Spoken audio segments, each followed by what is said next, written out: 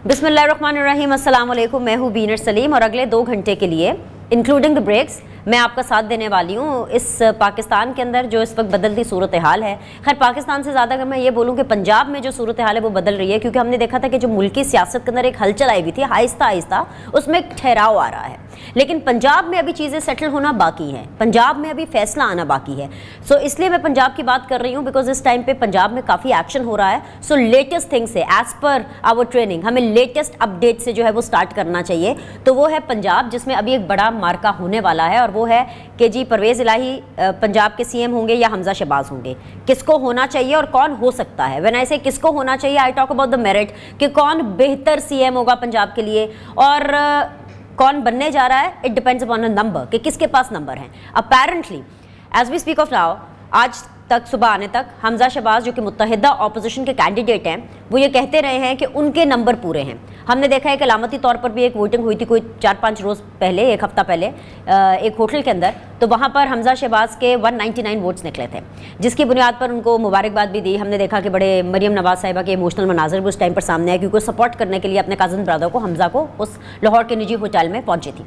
ये तो हो गया पंजाब की अपडेट। लेकिन आज एक अनफॉर्चुनेट वाक़या पंजाब में भी हुआ, जिसको हम कलेक्टिवली कंडेम कर रहे हैं। आगे पता नहीं ऐसे कितने वाक़यात होंगे और हमें कितनी दफ़ा इनको कंडेम करना यानी मुज़म्मत करनी पड़ेगी।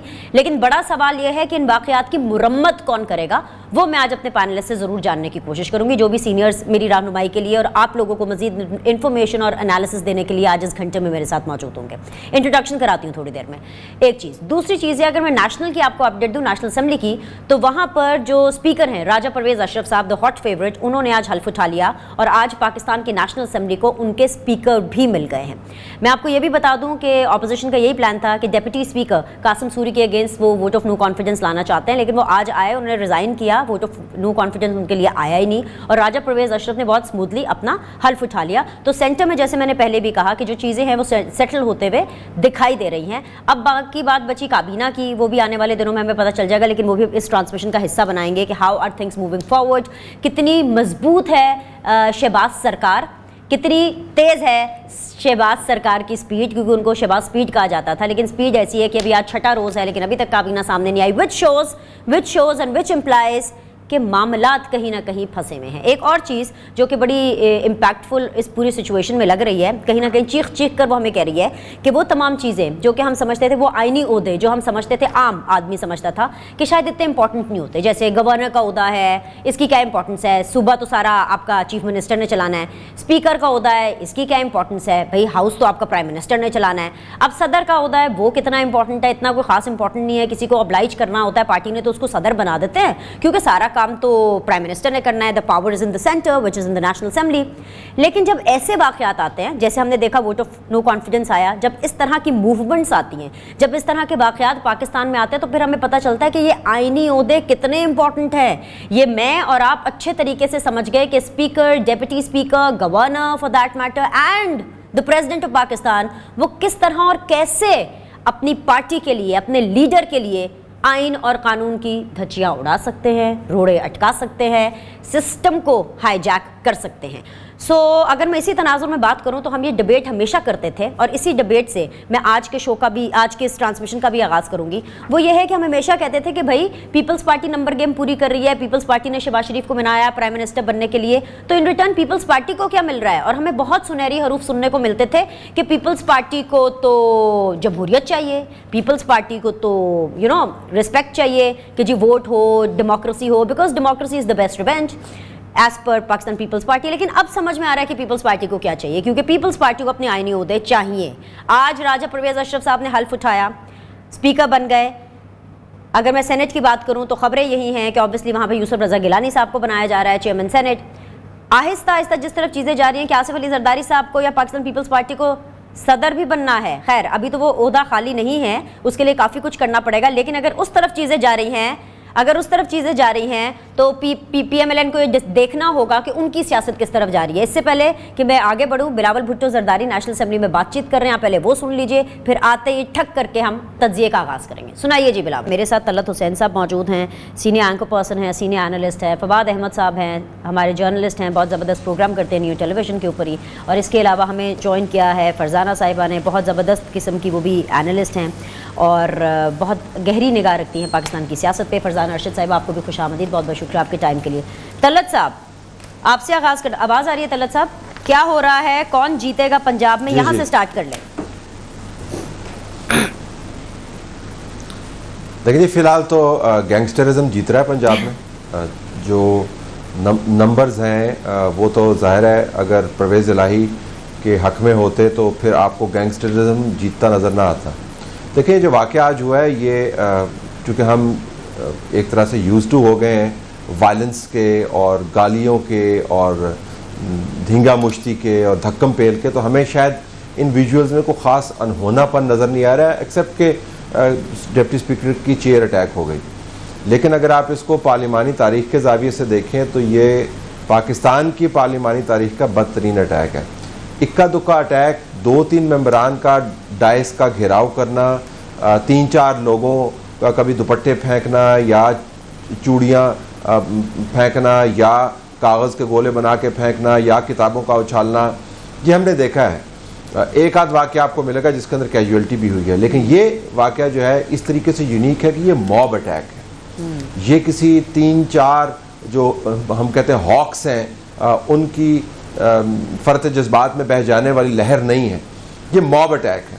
اور اگر 25-26 بندے جو ہیں تمام اپنی طرف سے جو ہتھیار ہیں ان سے لیس ہو کے اسمبلی کے اندر آئے تو پتہ تھا کہ انہوں نے اسمبلی کے اندر کیا کرنا ہے. اور جو موب اٹیک ہے ظاہر ہے یہ جو گینگ لیڈرز ہیں ان کے کہے بغیر ہو نہیں سکتا. یہ ہو نہیں سکتا کہ 25 لوگ یکدم ایک ہی جیسے جذبات لے کر اٹھیں اور وہ ایسی کی تیسی کر دے ڈپٹی اسپیکر کی. تو ایک تو یہ ذہن میں رکھیے گا کہ یہ ڈائریکٹڈ اٹیک ہے, یہ موب اٹیک ہے. دوسرا یہ کہ یہ ڈپٹی اسپیکر کے پرسن پہ اٹیک نہیں ہے, یہ اسپیکر کی چیئر کے اوپر اٹیک ہے. اسی چیئر کے اوپر اٹیک ہے جس کے اوپر پرویز الہی خود براجمان رہتے تھے, اسی اسپیکر کی چیئر پر اٹیک ہے جہاں سے ہمیں بڑے بڑے بھاشن دیتے نیشنل اسمبلی کے اور پی ٹی آئی کے جو فارمر اسپیکر ڈپٹی اسپیکر اب چلے گئے اور یہ استعفیٰ دے دیا انہوں نے. تو یہ اسپیکر کی چیئر کے اوپر اٹیک ہے. تیسری بات اس میں ایک ذاتی زاویہ بھی ہے کہ یہ فزیکل اٹیک جو ہے یہ آپ نے ایک پرسن کو اٹیک کیا ہے, تو یہ تو اس کے اوپر مقدمات ہوتے ہیں. تو میرے خیال میں بڑا واضح ہے کہ یہ گینگسٹرزم اور موب ڈائریکٹرز جو ہیں وہ اب اپنے پارٹی ورکرز کو, اپنے پارٹی سٹرکچرز کو اور اپنے اراکین کو بطور مہرے استعمال کر رہے ہیں. وہ چاہتے ہیں کہ اسمبلیوں کے اندر وائلنس ہو, وہ چاہتے ہیں کہ سڑکوں کے اوپر وائلنس ہو, وہ چاہتے ہیں کہ لوگوں کے خلاف غداری والے نعرے لگائے جائیں, ہوٹلوں میں ان کے اوپر حملے کیے جائیں. وہ ہر قسم کا ہنگامہ کھڑا کرنا چاہتے ہیں تاکہ کسی نہ کسی طریقے سے اسٹیبلشمنٹ یہ ماننے پر مجبور ہو جائے کہ یہ اتنے ظالم لوگ ہیں, مزید ظلم کر سکتے ہیں, لہٰذا نئے انتخابات کروا دیں. تو یہ آج یہ کوئی جمہوری عمل کا حصہ نہیں ہے.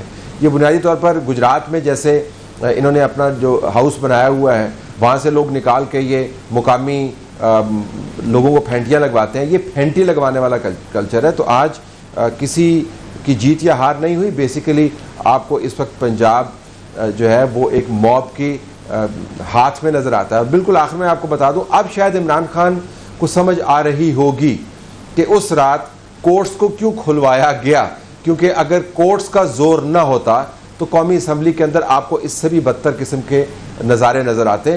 کورٹس نے چونکہ پنجاب اسمبلی کے معاملے میں نسبتاً لچکدار رویہ رکھا تو پھر آپ کو نتائج سامنے نظر آنے شروع ہو گئے. تو اسلام آباد کے اندر کورٹس کے رویے کو جو لوگ تنقید کا نشانہ بناتے ہیں اب ان کو پتہ چل رہا ہوگا کہ کورٹس نے اتنی سختی کیوں کی. ٹھیک ہے فرزانہ, جس طرح طلعت صاحب نے کہا اسی چیز کو آگے بڑھاتے ہوئے اب اٹیک ہو گیا ڈپٹی اسپیکر پر, ہائیلی کنڈیمیبل, بہت اس کی مذمت, جتنے سخت ترین الفاظ میں مذمت کی جائے اتنی کم ہے. ناؤ واٹ, کیا آج پورا عمل ہو جائے گا اس ووٹنگ کا؟ کون نیا آپ کو سی ایم بنتا ہوا نظر آ رہا ہے پنجاب میں اور کس کو ہونا چاہیے؟ اچھا, تھینک یو بینش. پہلے تو میں ظاہر ہے جو سید علی حسین صاحب نے تبصرہ کیا ہے میرے خیال میں بہت ہی ریلیونٹ اور بہت ہی انہوں نے ایک ڈیپ بات کی ہے کہ یہ ایک گینگسٹرزم ہے. دیکھیں اس میں کوئی شک نہیں ہے کہ پرویز الہی صاحب جو ہیں وہ نہیں بن سکتے, میرے خیال میں جتنا ایسی حرکتوں میں اپنے آپ کو انوالو کریں گے اتنا ہی ڈسگریسفل طریقے سے وہ باہر جائیں گے مینس یہ کہ اس ریس سے باہر نکلیں گے. دوسرا یہ کہ یہ ایک نوشتہ دیوار ہے کہ جو حمزہ شہباز ہیں وہ جیت جائیں گے. اینڈ آئی تھنک دوسری بات جو آپ نے کی ہے کہ آج میرا خیال ہے یہ ہو جائے گا. ابھی میں مریم نواز کی بھی ٹویٹ پڑھ رہی تھی تو ابھی تو صرف یہ ہے کہ حرکت یہ دیکھیں کہ انہوں نے جو سننے میں آیا ابھی خبر کہ لاتے اور گھونسے مارے گئے ہیں نیچے گرا کر اور اس طریقے سے کیا گیا ہے باقاعدہ. وہ ویژولز تھے, ویژولز میں نے ویژولز نہیں دیکھے. جس طرح طلعت صاحب کہہ رہے ہیں کہ اگر ہم یہ سوچیں کہ ڈیپٹی اسپیکر کی کرسی اس کے عہدے کے ساتھ ایسا کیا گیا ہے تو بیسیکلی جمہوریت پسند لوگوں کی روح کام جانی چاہیے. میں آپ سے عرض کرتی ہوں بینش, تھوڑا سا اس کو دیکھنے کی ضرورت ہے. میرے خیال میں جس طریقے سے پاکستان تحریک انصاف نے سیاست کی ہے, پہلے ان کی سیاست کو اگر آپ دیکھیں 2013 سے انتخابات کے بعد سے جو انہوں نے سیاست کی ہے, وہ سیاست یہ ہے کہ ہمیں طاقت دے دو, ہمیں کرسی دے دو, ہمیں اقتدار چاہیے, وہ اقتدار کیسے بھی ہو. پہلے انہوں نے 4 وہ کانسٹیچوئنسیز کا ایک پورا آپ کو پتہ ہے پوری پھوڑی بچھا کے بیٹھے ہوئے تھے پورے پاکستان کے اندر اور سارے. ابھی یہ جو بات ہے کہ ان کو جو ریموول ہوا ہے ان کا ووٹ آف نو کانفیڈنس سے, یہ یقینی طور پہ اگر اس دن رات کو پریزیڈنٹ وینس نہ آتی, یقینی طور پہ اگر سپریم کورٹ جو ہے وہ نہ کھلتی, اسلام آباد ہائی کورٹ نہ کھلتی, تو یہ صورتحال نیشنل اسمبلی کے اندر بھی ہمیں نظر آتی. دوسری بات یہ ہے کہ ابھی ہم بات کر رہے ہیں جس طرح طلعت صاحب نے بھی کہا کہ ان کا خیال یہ ہے کہ الیکشن کی طرف جایا جائے. میں سمجھتی ہوں کہ اگر الیکشن ابھی ہو جائیں یقینی طور پہ یہ ہار جائیں گے, یہ پھر بھی سکون سے نہیں بیٹھیں گے. بات یہ ہے اچھا میرا خیال ہے شاید طلعت صاحب نے یہ نہیں کہا کہ الیکشن کی طرف جایا جائے, وہ یہ کہہ رہے تھے کہ شاید پی ٹی آئی اس لیے پریشر بلٹ اپ کر رہی ہے کہ پی ٹی آئی اسٹیبلشمنٹ کو یہ چاہ رہی ہے کہ اسٹیبلشمنٹ کو کسی نہ کسی طریقے سے انوالو کر کے الیکشن کی طرف جو ہے چیزوں کو لے کے جایا جائے. میں یہ کہنا چاہ رہی ہوں, لیکن الیکشن میں یہ ہاریں گے تو کیا یہ سکون سے بیٹھ جائیں گے؟ ایک باقاعدہ, مطلب میں یہ کہنا نہیں چاہتی اس پاکستان کے سیاسی عمل کے متعلق, لیکن اس وقت پاکستان تحریک انصاف کا رویہ ایک باقاعدہ فتنے کی شکل اختیار کرتا ہوا ہمیں نظر آ رہا ہے. آپ دیکھیں خان صاحب کی باتوں کا سب کا ڈینائل ہو گیا. پرسوں D G I S P R نے اسٹریٹ اوے تینوں ان کے پوائنٹس جو ہیں ان کے اوپر انہوں نے کہا کہ نہ جی کوئی سازش کا لفظ استعمال ہوا ہے, کانسپریسی کا لفظ کوئی استعمال نہیں ہوا. اس نیشنل سیکورٹی کمیٹی کی جو میٹنگ اور اس کے منٹس جو باہر, منٹس نہیں جو اس کا ایک مطلب پریس ریلیز باہر آئی ہے, اور اس کے ساتھ ساتھ انہوں نے کہا کہ بالکل اسٹیبلشمنٹ نے پرائم منسٹر کو اپروچ نہیں کیا تھا ریگارڈنگ یہ کہ وہ جو پولیٹیکل سچویشن ہے اس سے کیسے باہر نکلا جائے, بلکہ پرائم منسٹر نے کیا تھا, جو کہ بار بار وہ جلسوں میں اور تقریروں میں اور ہر جگہ پہ پریپوگیٹ کر رہے ہیں. اور تیسری بات یہ کہ مطلب یہ انٹرنیشنل کانسپریسی اور پھر پتہ نہیں تیسری کون سی بات تھی, اس کا بھی اسٹریٹ اوے ڈینائل ہو گیا. تو اس ڈینائل کے باوجود بینش میرے کہنے کا مطلب یہ ہے کہ کیا خان صاحب کنونس ہو گئے؟ آج دیکھیے گا کراچی میں, آج جلسہ ہے نا کراچی میں, میں اسی طرف ہی آنا چاہ رہی تھی. کراچی میں دیکھیے گا وہی باتیں رپیٹ ہوں گی, انہی کے اوپر سیاست کی جائے گی, انہی طریقے سے لوگوں کو پرووک کیا جائے گا کہ وہ بائی آل مینز جو ہے وہ کسی نہ کسی طریقے سے اپنی پولیٹیکل آئیڈینٹی جو ہے اس کو انڈورس کرنے کی کوشش کرے. اور وہ پولیٹیکل انڈورسمنٹ ان کی صرف یہ ہے کہ ہر قسم کے طریقہ کار استعمال کیے جائیں گورنمنٹ کو انسٹیبل کرنے کے حوالے سے, مطلب یہ کہ اپنے آپ کو منوانے کے حوالے سے وہی فارن پالیسی منتقل. یہ بتانا چاہ رہی ہوں کہ خان صاحب کے پاس بیچنے کو کچھ نہیں ہے.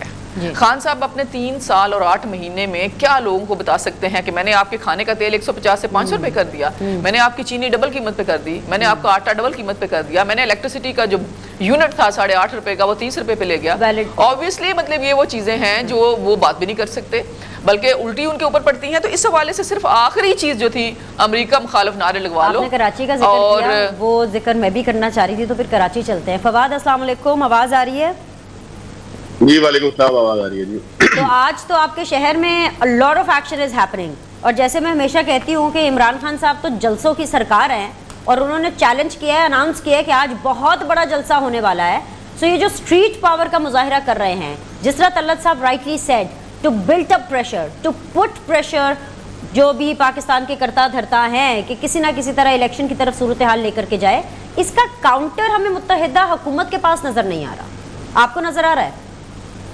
دیکھیں ونیش, میں 2-3 چیزیں ابتدا میں آپ سے کہنا چاہوں گا کہ اس حکومت نے جو حکومت تھی, ماضی کی جو حکومت تھی, عمران خان صاحب کی رجیم جو تھی, آپ اس کو اس طرح سے آسانی سے کہہ لیں, اس نے ہر وہ کام کیا کہ جو اقتدار سے نکلنے سے ان کو روک سکتا تھا. انہوں نے اسپیکر نے غلط قسم کی رولنگز دی, آئین توڑا, جو کچھ کر سکتے تھے. اب آخری حربہ یہ تھا کہ یہ فزیکل وائلنس کے اوپر آ جائے, یہ آخری حربہ ایک ہوتا ہے. لیکن میں جو جس چیز کو دیکھ رہا ہوں, جس چیز کو میں زیادہ اچھی طریقے سے سمجھ سکتا ہوں کہ ہم نے یہاں پر ایک الطاف حسین کو پھونکتا ہے. الطاف حسین کی تحریک بھی اسی طریقے سے شروع ہوئی تھی, حقوق کے نام پہ شروع ہوئی تھی, حقوق چاہیے تھے, حقوق صحیح تھے, غلط تھے, اس نعرے کو 1 منٹ کو چھوڑ دیں. پھر ہم نے دیکھا کہ رفتہ رفتہ اس تحریک کے اندر ایک ملیٹنسی آتی گئی, کہ جس جلسے کی آپ بات کریے جلسہ آج بلا شبہ بڑا ہوگا, یا آپ اپنی کتابوں میں لکھ لیں کہ آج جلسہ بلا شبہ بڑا ہوگا, کیونکہ کراچی کے اندر ایک ویکیوم ہے, اس کے اوپر بھی بات کر لیتے ہیں کہ جلسہ کیوں بڑا ہوگا. لیکن بہرحال یہ ہے کہ جو اس پوری کیس اسٹڈی اگر آپ دیکھیں نا, سندھ اسمبلی کے اندر اراکین اسمبلی جو اپوزیشن کے ہوتے تھے یا حکومت کے ہوتے تھے, وہ اس لیے بات کرنے سے ڈرتے تھے کہ باہر بنس روڈ سیکٹر کے لڑکے بیٹھے ہوتے تھے. سندھ اسمبلی کے باہر بنس روڈ سیکٹر کے لڑکے بیٹھے ہوتے تھے, آپ بات نہیں کر سکتے تھے. اس شہر کے اندر ہم نے 12 مئی دیکھا, طلعت صاحب نے 12 مئی کے اوپر جو ہے وہ آج ٹی وی سے رپورٹنگ کی کہ جب آج ٹی وی کی بلڈنگ کے اوپر فائرنگ کی گئی, وہ تمام چیزیں ہم نے شہر کے اندر دیکھی ہیں, اور وہ یہی اسی طرف معاملات جا رہے ہیں. دیکھیں وائلنس کی ابتدا اسی طریقے سے ہوتی ہے, مارا پیٹی سے ہوتی ہے, پھر کوئی بندوق لے آتا ہے, پھر دوسری جانب سے بندوق آتی ہے, پھر اس کا نتیجہ نکلتا ہے. ہم نے تو کراچی کے اندر یہ سب کچھ دیکھا ہے, گلیوں بازاروں محلوں کے اندر ہم نے ہنگامے ہوتے ہوئے, جھگڑے ہوتے ہوئے, لوگوں کو دستوں گریبان دیکھا ہے. ہم جب کراچی آئے تھے آج سے 15 سال پہلے کی اگر میں بات کروں, تو ہمیں ریسٹورینٹ کے اوپر, ہوٹلوں کے اوپر, جو چائے کے ہوٹل ہوتے ہیں یا کراچی میں بہت رات دیر تک جو بیٹھکیں لگتی ہیں, کوئٹہ پیالہ کے نام سے جو چائے کے مختلف ہوٹل ہیں, تو ہمیں منع کیا جاتا تھا کہ یہاں پہ الطاف حسین کے بارے میں کوئی بات نہ کرنا, کوئی لفظ منہ سے نہ نکالنا. آج ہم یہ دیکھ رہے ہیں کہ وہی معاملہ ہے کہ عمران خان کے حوالے سے کوئی بات کرو تو 4 شتونگڑے جو ہے وہ لڑنے کے لیے آ جاتے ہیں. ہم ان کا ٹھکائی بھی لگا سکتے ہیں, ہم ان سے بات بھی کر سکتے ہیں, لیکن ہمارا کام زبان سے بات کرنا اور قلم سے لکھنا ہے. ہم ان کے ساتھ الجھنے کے لیے نہیں بیٹھے ہوئے. یہاں پہ ہر فرد کا اپنا اپنا ایک دائرہ ہوتا ہے. لیکن ہم نے یہ الطاف حسین کی تحریک, طلعت صاحب زیادہ اس کے اوپر اچھی طرح روشن ڈالیں گے, اگر اس کی کیس اسٹڈی دیکھیں, وہ بھی ایسے شروع ہوئی تھی. اس میں بھی یہی اسی طریقے سے جو ہے وہ پہلے فزیکل وائلنس کے اوپر آئے, اس کے بعد ملیٹنسی کے اوپر آئے, اس کے بعد ہمیں نتیجہ دیکھا کہ پاکستان کے خلاف جو ہے وہ نعرے لگانا شروع ہو گئے. اختتام اس کا یہاں پر ہوا. تو یہ ساری چیزیں کراچی کے لوگ, پاکستان کے لوگ پہلے بھی دیکھ چکے ہیں. عمران خان صاحب اس سوسائٹی کے لیے اب آہستہ آہستہ ایک ناسور بنتے جا رہے ہیں. ایسا ناسور جو لوگوں کو لڑنے مرنے کے اوپر اکسائے, ایسا ناسور جو لوگوں کو تقسیم کرے, ایسا ناسور جو لوگوں کی جو ہے وہ زندگیوں کی ضمانت نہ دے. آپ یہ دیکھیں نا کہ اسپیکر کی کرسی کا کس بری طریقے سے جو ہے وہ یہاں پہ ہلچل کیا گیا ہے, کہ ایک اسپیکر جو خود بھی ایک معزز خاندان سے تعلق رکھتا ہے. کیا آپ نہیں سمجھتی کہ مزاری قبیلہ جو ہے ابدوس محمد مزاری کے پیچھے کھڑا نہیں ہوگا؟ آپ نہیں سمجھتی کہ یہ جو ہے وہ ان کے علاقے کے اندر ایک تقسیم اور رفت کا باعث نہیں بنے گا؟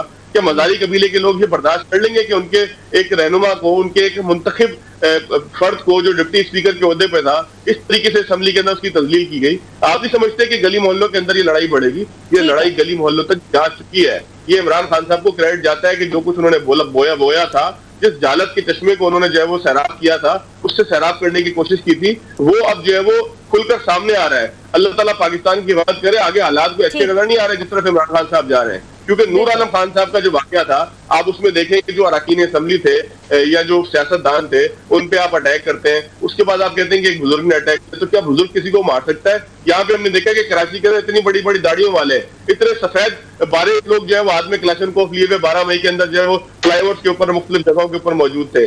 یہاں یہ ساری چیزیں ہم نے دیکھی ہیں کہ لوگ کس طریقے سے جہالت کی غار کے اندر گرے ہوئے تھے کہ جہاں سے بڑی مشکل سے لوگوں کو نکالا ہے. جی ٹھیک ہے, واپس آؤں گے آپ سے دوبارہ رائے لینے کے لیے. طلعت صاحب 2-3 چیزیں اکٹھی ہو گئی. یہ کراچی والے سینیریو سے ہی سٹارٹ کریں, لیکن اس کو میں جیسے میں نے فواد سے بھی پوچھا, اس تناظر میں زیادہ ڈسکس کرنا چاہوں گی کہ طلعت صاحب ایک ہے آپ کی پارلیمنٹری پالیٹکس, وہ ہم دیکھ رہے ہیں کہ نیشنل اسمبلی میں کس نہ کس طرف سیٹلمنٹ کی طرف جا ہی رہی ہے, آہستہ آہستہ اس میں مزید ڈیولپمنٹس آ جائے گی. ایک ہے آپ کی سڑک کی سیاست.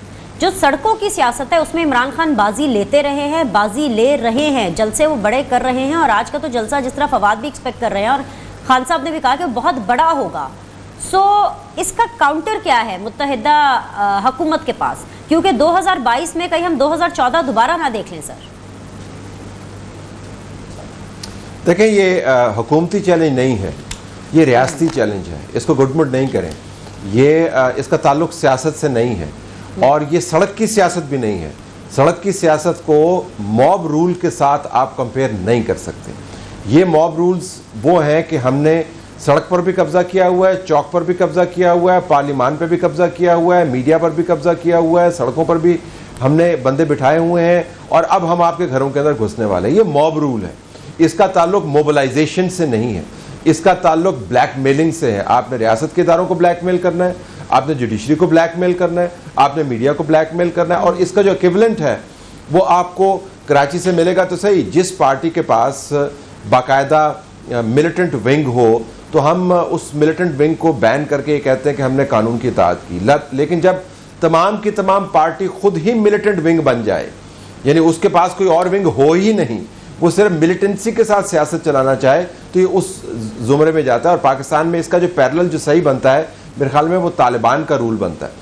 तालिबान का रूल बड़ा वाज़ेह था, हालांकि उसमें और इसमें थोड़ा सा फ़र्क है, लेकिन ये जो कुल्ली तौर पर और इज्तमाही तौर पर आपने अपनी विल जो है दूसरों के ऊपर बज़रिया धौंस या बंदूक या तोहमत के आपने नाफिज करनी है, वो तालिबान के रूल से आप उसको कंपेयर कर सकते हैं, जिनके यहाँ पर किसी किस्म की कोई गुंजाइश मौजूद नहीं थी कि उनके नुक्ता है फ़िक्र से आप जो है वो अलहदा हो पाएँ। ये मैं आपको बता दूं कि तालिबान का रूल जो है बहुत हद तक इस मॉब रूल से बेहतर था, क्योंकि उसके बड़े वेल डिफाइंड एरियाज थे जिसके अंदर आप इंटरफेयर नहीं करते थे। यहाँ पर ओपन सीजन डिक्लेयर किया हुआ है, किसी बात को मानने को तैयार नहीं है। फौज की तरफ से पहले कहते हैं कि फौजी इदारे इसकी तहकीक करें, फौज का इदारा जो सिर्फ फौज के बिहाफ पर बात नहीं कर रहा है, वो सर्विसेज के बिहाफ पर बात कर रहा है, वो एयरफोर्स के बिहाफ पर बात कर रहा है, वो नेवी के बिहाफ पर बात कर रहा है, वो chairman joint chiefs of staff के ऑफिस के बिहाफ पर बात कर रहा है। वो आपको बताता है कि हमने तहकीक कर ली भाई, इसके अंदर साजिश नहीं है। अब डॉक्टर शीरी मज़ारी जो हैं, उनके ट्वीट्स के ऊपर आप लड़ाई देख लें, वो उसको कहती हैं ये बेहुदा बातें हैं जो की जा रही हैं, ये हकायक के मुनाफी बातें हैं, पार्लियामेंट को तो ये मानते नहीं, अब सूबे के अंदर भी फैलाया जा रहा है। तो मेरे ख्याल में इसको आप कंपेयर नहीं करें स्ट्रीट पॉलिटिक्स के साथ, जो एजिटेट करते हैं लेकिन पार्लियामान का तकद्दुस बहाल करने के लिए। अब वो उनकी डिमांड बड़ी एक है, डिमांड जी ख्वाजा आसिफ साहब अभी यही फरमा रहे हैं कि हमें पुरतशद्दुद रुझान को रोकना होगा पंजाब असेंबली के इस वाक़े के हवाले से। ये बड़ा ही मतलब मेरा एक मासूमाना सा सवाल, आप समझ लीजिए, हर कोई मजम्मत कर रहा है, मैं मजम्मत कर रही हूँ, आप भी कंडेम कर रहे हैं, फरजाना भी कर रही है, हर टीवी चैनल के ऊपर जा ट्रांसमिशन, हर सेंसिबल बंदा इस बात की तारीफ नहीं करेगा बल्कि इसको कोसेगा कि ये हमारी पार्लियामान में क्या हुआ है। लेकिन सर मुरम्मत कौन करेगा? अगर somebody like in the government, जो कि ख्वाजा आसिफ है, अभी हुकूमत पे बैठे हैं, अगर हुकूमत भी ये कहेगी कि हमें इनको रोकना होगा और रोकने की कोशिश करनी होगी, तो फिर आम इंसान हम लोग क्या करेंगे? ये कैसे रुझान ख़त्म होगा, कैसे इसको रोकेंगे? जी इसी वजह से मैं गुजारिश कर रहा हूँ कि अगर आपने खेल के कवायद ही तब्दील कर दिए हैं, अगर आपने खेल के ज़ाब्ते ही तब्दील कर दिए हैं, अगर आपने विकेट को मानना ही नहीं है कि वो विकेट है, अगर आपने ग्राउंड को मानना ही नहीं है कि वो ग्राउंड है, अगर आपने क्राउड के सामने खेलना ही नहीं है क्योंकि आपके पसंद का क्राउड नहीं है, तो आप खेल ज़ाब्ते के अंदर नहीं खेल सकते। इसी को हम मॉब रूल कहते हैं कि मॉब रूल बुनियादी तौर पर टॉप से डायरेक्शन लेता है और जिस तरफ उसकी नाक की सिमत दुरुस्त की जाती है या तय की जाती है उसी सिमत में वो चला जाता है। तो इस मॉब रूल को रियासती चैलेंज के तौर पर लेना। देखिए उस दिन जलसे के अंदर उन्होंने खड़े खड़े गुस्से में कांपते हुए, ये नहीं है कि बड़ा कोई कंसिडर्ड बयान था, उन्होंने सीधे पाकिस्तान के न्यूक्लियर असासे उठाए और कह दिया ये महफूज ही नहीं है। आप अंदाजा कर सकते हैं कि ये कितना बड़ा बयान है पाकिस्तान के न्यूक्लियर असासों के बारे में। यानी सारी दुनिया से बचा के अगर हमने कोई असासे रखे हुए हैं वो न्यूक्लियर असासे हैं, और सारी दुनिया की जो तवज्जो है वो ये साबित करने पर है कि पाकिस्तान के न्यूक्लियर असासे महफूज नहीं है। यहाँ पर एक एक्स प्राइम मिनिस्टर है जो 3 दिन हुए हैं प्राइम मिनिस्टर हाउस से निकला है, वो पब्लिक के सामने खड़े कहता है कि पाकिस्तान के न्यूक्लियर असासे महफूज नहीं है इन लोगों के पास। तो आप देखें ये जो बयानिया है, ये जो बातें हैं, ये जो आमाल हैं, ये इनका ताल्लुक सियासत से नहीं है। तो आप जो बात कर रही हैं कि कंडेम करने से तो नहीं होगा, तो ज़ाहिर है हम तो रूल के मुताबिक खेलेंगे ना। ख्वाजा आसिफ तो पार्लियामान के अंदर खड़े होकर बात कर रहे हैं ना, हम मीडिया के ऊपर बैठ के तनकीद कर रहे हैं, कोई तेज़ तनकीद हो रही है, कोई हल्की तनकीद हो रही है, ये रूल्स के मुताबिक है। लेकिन दूसरी तरफ आपको रूल्स नज़र नहीं आते। तो मैं गुजारिश दोबारा करूँगा कि ये रियासती चैलेंज है, और रियासती चैलेंज जो है वो सिर्फ आप सियासी तौर पर इसको एड्रेस नहीं कर सकते, ये आप बिल्कुल मुकम्मल तौर पर गैंगस्टरिज्म की एक डिस्प्ले देख रहे हैं नेशनल लेवल के ऊपर। और मैं तो सोच के थर्रा जाता हूँ कि इस हालत को जब दुनिया देखती होगी तो वो वाक़तन इमरान खान की इस बात से इत्तफाक करती होगी कि यार ये मुल्क जो है इसके अंदर न्यूक्लियर असासों के बारे में जब उसका प्राइम मिनिस्टर कह रहा है तो वाक़तन वो कैसे महफूज हो सकते हैं और दूसरे असासे कैसे महफूज हो सकते हैं। तो ये रियासती चैलेंज है जी, ये सियासी चैलेंज नहीं है। मैं तलत साहब, आप बड़े फॉर्म में हैं, वैसे तो हमेशा ही रहते हैं, लेकिन आज ज़रा कुछ ज़्यादा ही फॉर्म में हैं। मुझे लगता है इस वाक़ये की वजह ने ना आपको मज़ीद जज्बाती कर दिया। अच्छी बात है। मैं आपसे ना तोशा इसी आपकी सिचुएशन का फ़ायदा उठाते हुए तोशा खाना वाले केस के ऊपर ज़रूर आपकी राय लेना चाहूँगी, लेकिन मैं ज़रा बाकी पैनलिस्ट को शामिल कर लूँ। आप ज़रा सुने फरजाना को, because I really want to talk about it. हार का क्या हुआ, घड़ी का क्या हुआ, कैसे हुआ, और किस तरह से फिर जलसों में खड़े होकर के मॉरलिटी की बातें की जाती है। अच्छा खैर, मैं आती हूँ, मैं फिर बह जाऊँगी। अच्छा फरजाना, पंजाब की ज़रा तरफ आइए। जमहूरियत के तनाजुर में आपको कैसा लगता है कि जो वालिद साहब है वो प्राइम मिनिस्टर बने اور جو بیٹے ہیں وہ CM بنے. کیا وہ اچھے CM بن جائیں گے؟ کیونکہ بن تو وہ رہے ہیں, رات کو بنے, 1 گھنٹے بعد بنے, 2 گھنٹے بعد بنے, اوتھ بس انہوں نے آج کل لے لینا ہے. یہ معاملہ تو آج ہی نپٹ ہی جائے گا, جتنا چاہے مرضی یہ لوگ دھینگا مشتی کر لے پنجاب اسمبلی میں, but law will take its course. بالکل بالکل, اینڈ آئی تھنک اس میں کوئی شک نہیں ہے, جو ہم نے اس پہ پہلے بھی بات کی کہ بن تو جائیں گے, لیکن یہ جو بات ہے کہ پرائم منسٹر والد صاحب ہیں اور بیٹا جو ہے وہ 55% آف پاپولیشن پنجاب میں رہتی ہے, تو آدھا پنجاب پاکستان جو ہے اس کا CM. اس حوالے سے فرینکلی اسپیکنگ اگر میں دیکھوں کہ ڈیموکریٹک ویلیوز کے مطابق اور یہ باقی چیزوں کے مطابق کہ کیا واقعی پاور جو ہے وہ مرتکز ہو جانی چاہیے ایک گھر کے اندر, تو اس حوالے سے تو یقیناً نگیشن ہے اس بات کی کہ مطلب ایسا نہیں ہونا چاہیے, کسی اور کو لانا چاہیے تھا سامنے. لیکن دوسری بات ایک اور چیز بھی ہے, میں نے دیکھا خان صاحب نے بڑا منترا سکھایا کہ یہ پوری قوم کیا غلام ہے, زرداریوں کی غلام ہے, بھٹو کی غلام ہے, کیا شریفوں کی غلام ہے, اور مسلسل یہ بات لوگوں کو, انہوں نے ینگسٹرز کو جن کا سیاسی کوئی پورٹ فولیو نہیں ہوتا یا سینس آف انڈرسٹینڈنگ اتنی اسٹرانگ نہیں ہوتی, ان کو بڑا گمراہ کیا. بیکاز میں پڑھاتی بھی ہوں تو ینگ مائنڈ جو ہے ان کے سوچ جو ہے وہ سامنے آتی رہتی ہے. تو میں سمجھتی ہوں, دیکھیں میں آپ یا کوئی بھی ایون بینش اگر پاکستان کے عوام یا کسی بھی ملک کے عوام کسی کو الیکٹ کرتے ہیں بائی ووٹ, تو آئی تھنک کسی کا کھڑے ہو کے اس کے اوپر کمنٹری کرتے ہوئے کہنا کہ اچھا اس کو کیوں ووٹ دیا ہے, اس کی بجائے اس کو کیوں نہیں دیا, بھائی that is the right of the people. Democracy کیا ہے, آئی مین ایک لیجٹمیٹ گورنمنٹ کیا ہے, لیجٹمیٹ گورنمنٹ یہی ہے کہ لوگ جس کو الیکٹ کر کے سامنے لے کے آئیں. ریاست جو ہے, ریاست کی طاقت ریاست کے عوام کے پاس ہوتی ہے, اور عوام جو ہے اپنے الیکٹڈ نمائندوں کے ذریعے سے ظاہر ہے وہ گورنمنٹ تشکیل دیتے ہیں, اور یہی ڈیموکریٹک ویلیوز ہیں. اور یہی 20ویں صدی میں 21ویں صدی میں ہم نے سیکھا ہے کہ ہیومن سویلائزیشن نے گرو کرتے ہوئے جو اسٹیٹ کا ماڈرن سٹرکچر مطلب ایک سامنے لے کے آئے ہیں اس کے مطابق چاہیے. اس وجہ سے فرینکلی اسپیکنگ میں یہ سمجھتی ہوں کہ ہاں اچھا ہوتا کسی اور کو لے آتے, لیکن یہ کہ اگر نہیں بھی لے کے آئے ہیں, کوئی اور ریزنز ہیں یا پارٹی کے اندر کی کوئی باتیں ہیں, تو میرے خیال میں بات یہ ہے کہ ڈیموکریسی ہے کہ نہیں ہے, بات یہ ہے کہ دینگا مشتی ہے کہ نہیں ہے, بات یہ ہے کہ گینگسٹرزم جس کی ابھی بات کی سید طلعت حسین صاحب نے, وہ چیز چل رہی ہے یا ایک کارڈیل سچویشن کے ذریعے سے ایک کینڈیڈیٹ کو سامنے لے کے آیا جا رہا ہے. I think that is more important. That is more important. This is not cordial by any means, by any definition. نہیں میرے کہنے کا مطلب within the party میں بات کر رہی ہوں, within the party میں بات کر رہی ہوں کہ ایک کینڈیڈیٹ آیا ہے, کیا 10 جو ہیں اس کے خلاف پریس کانفرنسز کر رہے ہیں, یا پارٹی کے اندر لڑائی پڑ گئی ہے, یا پارٹی کے اندر پھڈا پڑ گیا, میں اس پرسپیکٹو میں بات کر رہی ہوں. تو دوسری بات, یہاں تک آپ نے پہلے توشہ خانے کے حوالے سے بات کی, تو یہی میرے خیال میں بہت بڑا کویسچن خان صاحب سے ہے کہ خان صاحب کو جب لوگ سنتے ہیں تو بہت سارے سین لوگ بھی ہیں, بہت سارے ایسے لوگ بھی ہیں جو پڑھے لکھے بھی ہیں. اب پاکستان کی پاپولیشن ایسا نہیں ہے کہ 5-10% پڑھی ہوئی ہے, بلکہ پاکستان کی پاپولیشن اب تقریباً 50-60% لوگ جو ہیں وہ ریزنیبلی پڑھے لکھے ہیں. کیا آپ ان کو اخلاقیات کا درس دے رہے ہوں, کیا آپ ان کو عجیب و غریب قسم کی باتیں, ماڈرن یہ جو سوشل میڈیا کنیکشنز ہیں یا پورنوگرافی ہے, اس قسم کی باتیں پڑھا رہے ہوں, اور ساتھ میں خبریں دوسری نیچے ٹکرز یہ چل رہے ہوں کہ توشہ خانے میں جتنے تحفے آئے 3 سال اور 8 ماہ کے اندر وہ سارے کے سارے بیچ دیے گئے, اور آپ کا ایک اسپوکس پرسن ٹی وی پہ آ کے کہتا ہے کہ آئے اور بیچ دیے گئے. I have a reservation on this جملہ. ایک صرف بات فواد نے کہا, بھئی خریدا تھا, اس کو بیچیں جو مرضی کریں, سے کیا فرق پڑتا ہے. فواد نے تو جو کہنا تھا وہ کہنا تھا. خان صاحب اپنے ایک انٹرویو میں آلریڈی اس چیز کو ایکسیپٹ کر چکے ہیں کہ وہ نیچے سڑک خراب تھی, میں نے بیچ کر کے وہ سڑک بنا دی. سما کے اوپر ندیم ملک صاحب سے گفتگو کر رہے تھے. میں طلعت صاحب سے اس چیز کا آغاز کرنا چاہوں گی, لیکن طلعت صاحب اجازت دیجیے ذرا 1-1.5 منٹ میں تھوڑا سا فواد سے پہلے بات کر لوں اس معاملے میں. فواد, جمہوریت کی تناظر بھائی, again this question is in that context, کیا آپ کو لگتا ہے کہ جو موجودہ سیٹ اپ بن رہا ہے, نیشنل میں تو کافی حد تک بنتا ہوا ہمیں دکھائی دے دیا, پنجاب میں بھی یہ بننے جا رہا ہے, کیا جمہوریت کے تناظر میں ایک مضبوط سیٹ اپ ہوگا؟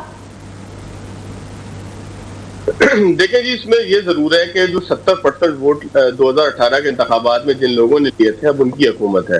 اگر آپ اس کو اس تناظر میں کہیں کہ پاکستان کے جمہور کا اصل ووٹ کس کی طرف تھا, تو یہ جو ہے وہ جمہوریت کی مضبوطی ہی ہے کہ ان لوگوں نے 2018 کے انتخابات میں ڈالے جانے والے پول ہونے والے ووٹ جو ہے ان کا 70% لیا تھا. تو اس کا مطلب یہ کہ 30% اس وقت پارلیمنٹ سے آؤٹ ہے, باقی 70% تو پارلیمنٹ کے اندر موجود ہے. اس کا مطلب یہ ہے کہ پاکستان کے عوام کی حقیقی نمائندگی اس وقت پارلیمنٹ میں موجود ہے. اب یہ اتحاد کتنے دن چلتا ہے, ظاہر ہے کہ ہر پارٹی نے ایک دوسرے کے خلاف الیکشن بھی لڑنا ہے. یہ حلقوں کی پولیٹکس ہوتی ہے, اس میں حلقے ہوتے ہیں. ایک حلقے کے اندر میں کیسے برداشت کر سکتا ہوں کہ میرا مخالف جو ہے میں اس کے ساتھ دوستی کر کے چل سکوں. یہاں پر ہم نے دیکھا ایم کیو ایم اور پی ٹی آئی کا جو تنازع تھا وہ بنیادی طور پر کراچی کے اندر یہی تھا کہ وہ حلقے کہ جہاں صرف ایم کیو ایم دعویٰ کرتی ہے کہ ماضی میں اس کی سیٹیں تھیں اور تھی نہیں, جہاں سے ان کو ووٹ پڑتے رہے وہاں پر جو ہے وہ پی ٹی آئی جیت گئی تھی. تو ظاہر ہے کہ حلقے کی پولیٹکس میں وہاں نہیں کھاتا تھا ایم کیو ایم کو کہ وہ پی ٹی آئی کے ساتھ چلتی رہے, اس لیے وہ الگ ہو گئے.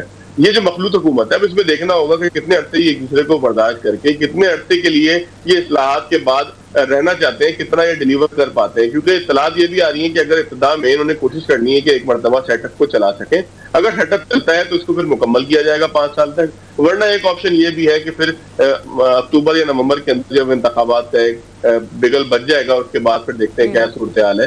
تو یہ ساری چیزیں ہیں. اس کے اندر ایک چیز آپ نے شروع میں بالکل سوال اٹھایا اپنے انٹرو کے اندر کہ 5 دن ہو گئے ہیں اور آج تک جو ہے وہ کوئی سیٹ اپ بن کے نہیں آ سکتا, کابینہ سامنے نہیں آ سکی.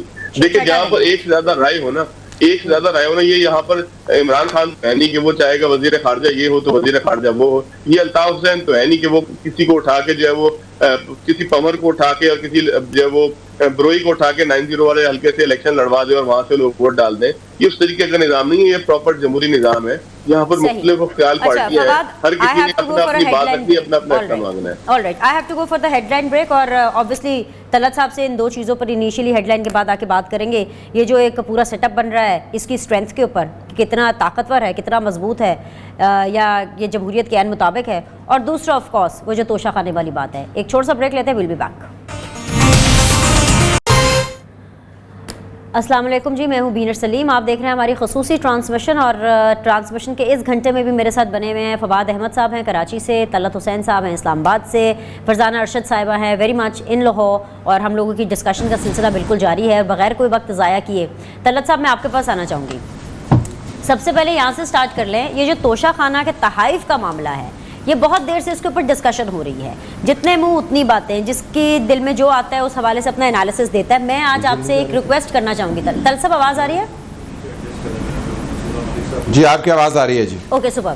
اچھا طلعت صاحب میں یہ آپ سے ریکویسٹ کرنا چاہوں گی, being a senior member and being a senior analyst and a journalist, آپ سب سے پہلے دیکھنے والے لوگوں کو سمجھائیے کہ یہ معاملہ کتنا سیریس ہے اخلاقی طور پر اور قانونی طور پر, کہ اگر میں نے آپ کو بینر سلیم نے اگر طلعت صاحب کو ایک تحفہ دیا اور طلعت صاحب جو ہیں اس تحفے کو بیچ دیتے ہیں تو کیا مورلی یہ چیز صحیح ہے کہ غلط ہے؟ پہلے تو یہ بتائیے.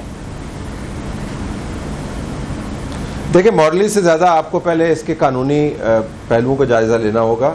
توشہ خانہ کے اندر جو تحائف آتے ہیں وہ ریاستی اور حکومتی معاملات سے جڑے ہوئے ہوتے ہیں. یہ تحفے تحائف جو ہیں ذاتی کیپیسٹی میں نہیں دیے جاتے, یہ دیے جاتے ہیں اس آفس کی کیپیسٹی میں جو تحفے لینے والا اس وقت ہولڈ کر رہا ہوتا ہے. تو وزیر اعظم کو جو تحفہ ملتا ہے وہ وزیر اعظم کی شخصیت کو نہیں مل رہا ہوتا, وہ وزیر اعظم کی سیٹ کو مل رہا ہوتا ہے. تو فرسٹ لیڈی کو جو تحفہ مل رہا ہوتا ہے وہ فرسٹ لیڈی کی شخصیت کو نہیں مل رہا ہوتا, وہ فرسٹ لیڈی کے عہدے کو یا اس کے رتبے کو مل رہا ہوتا ہے. تو ایک تو پہلے یہ ذہن میں ہونا چاہیے کہ یہ کوئی عمران خان یا بشرا بی بی کے لیے تحائف نہیں تھے, یہ ان کے عہدوں پر فائز ہونے کی نسبت سے ان کو تحائف ملے تھے. نمبر 1. اب توشہ خانہ کے اندر جو تحائف آپ کو ملتے ہیں ان کو ہینڈل کرنے کے 2-3 طریقے ہیں. ایک طریقہ تو یہ ہے کہ آپ توشہ خانہ کے اندر جمع کرا دیں اور اپنا جو دلچسپی ہے اس میں بالکل ظاہر نہ کریں کہ آپ نے یہ چیز ریٹین کرنی ہے نہیں.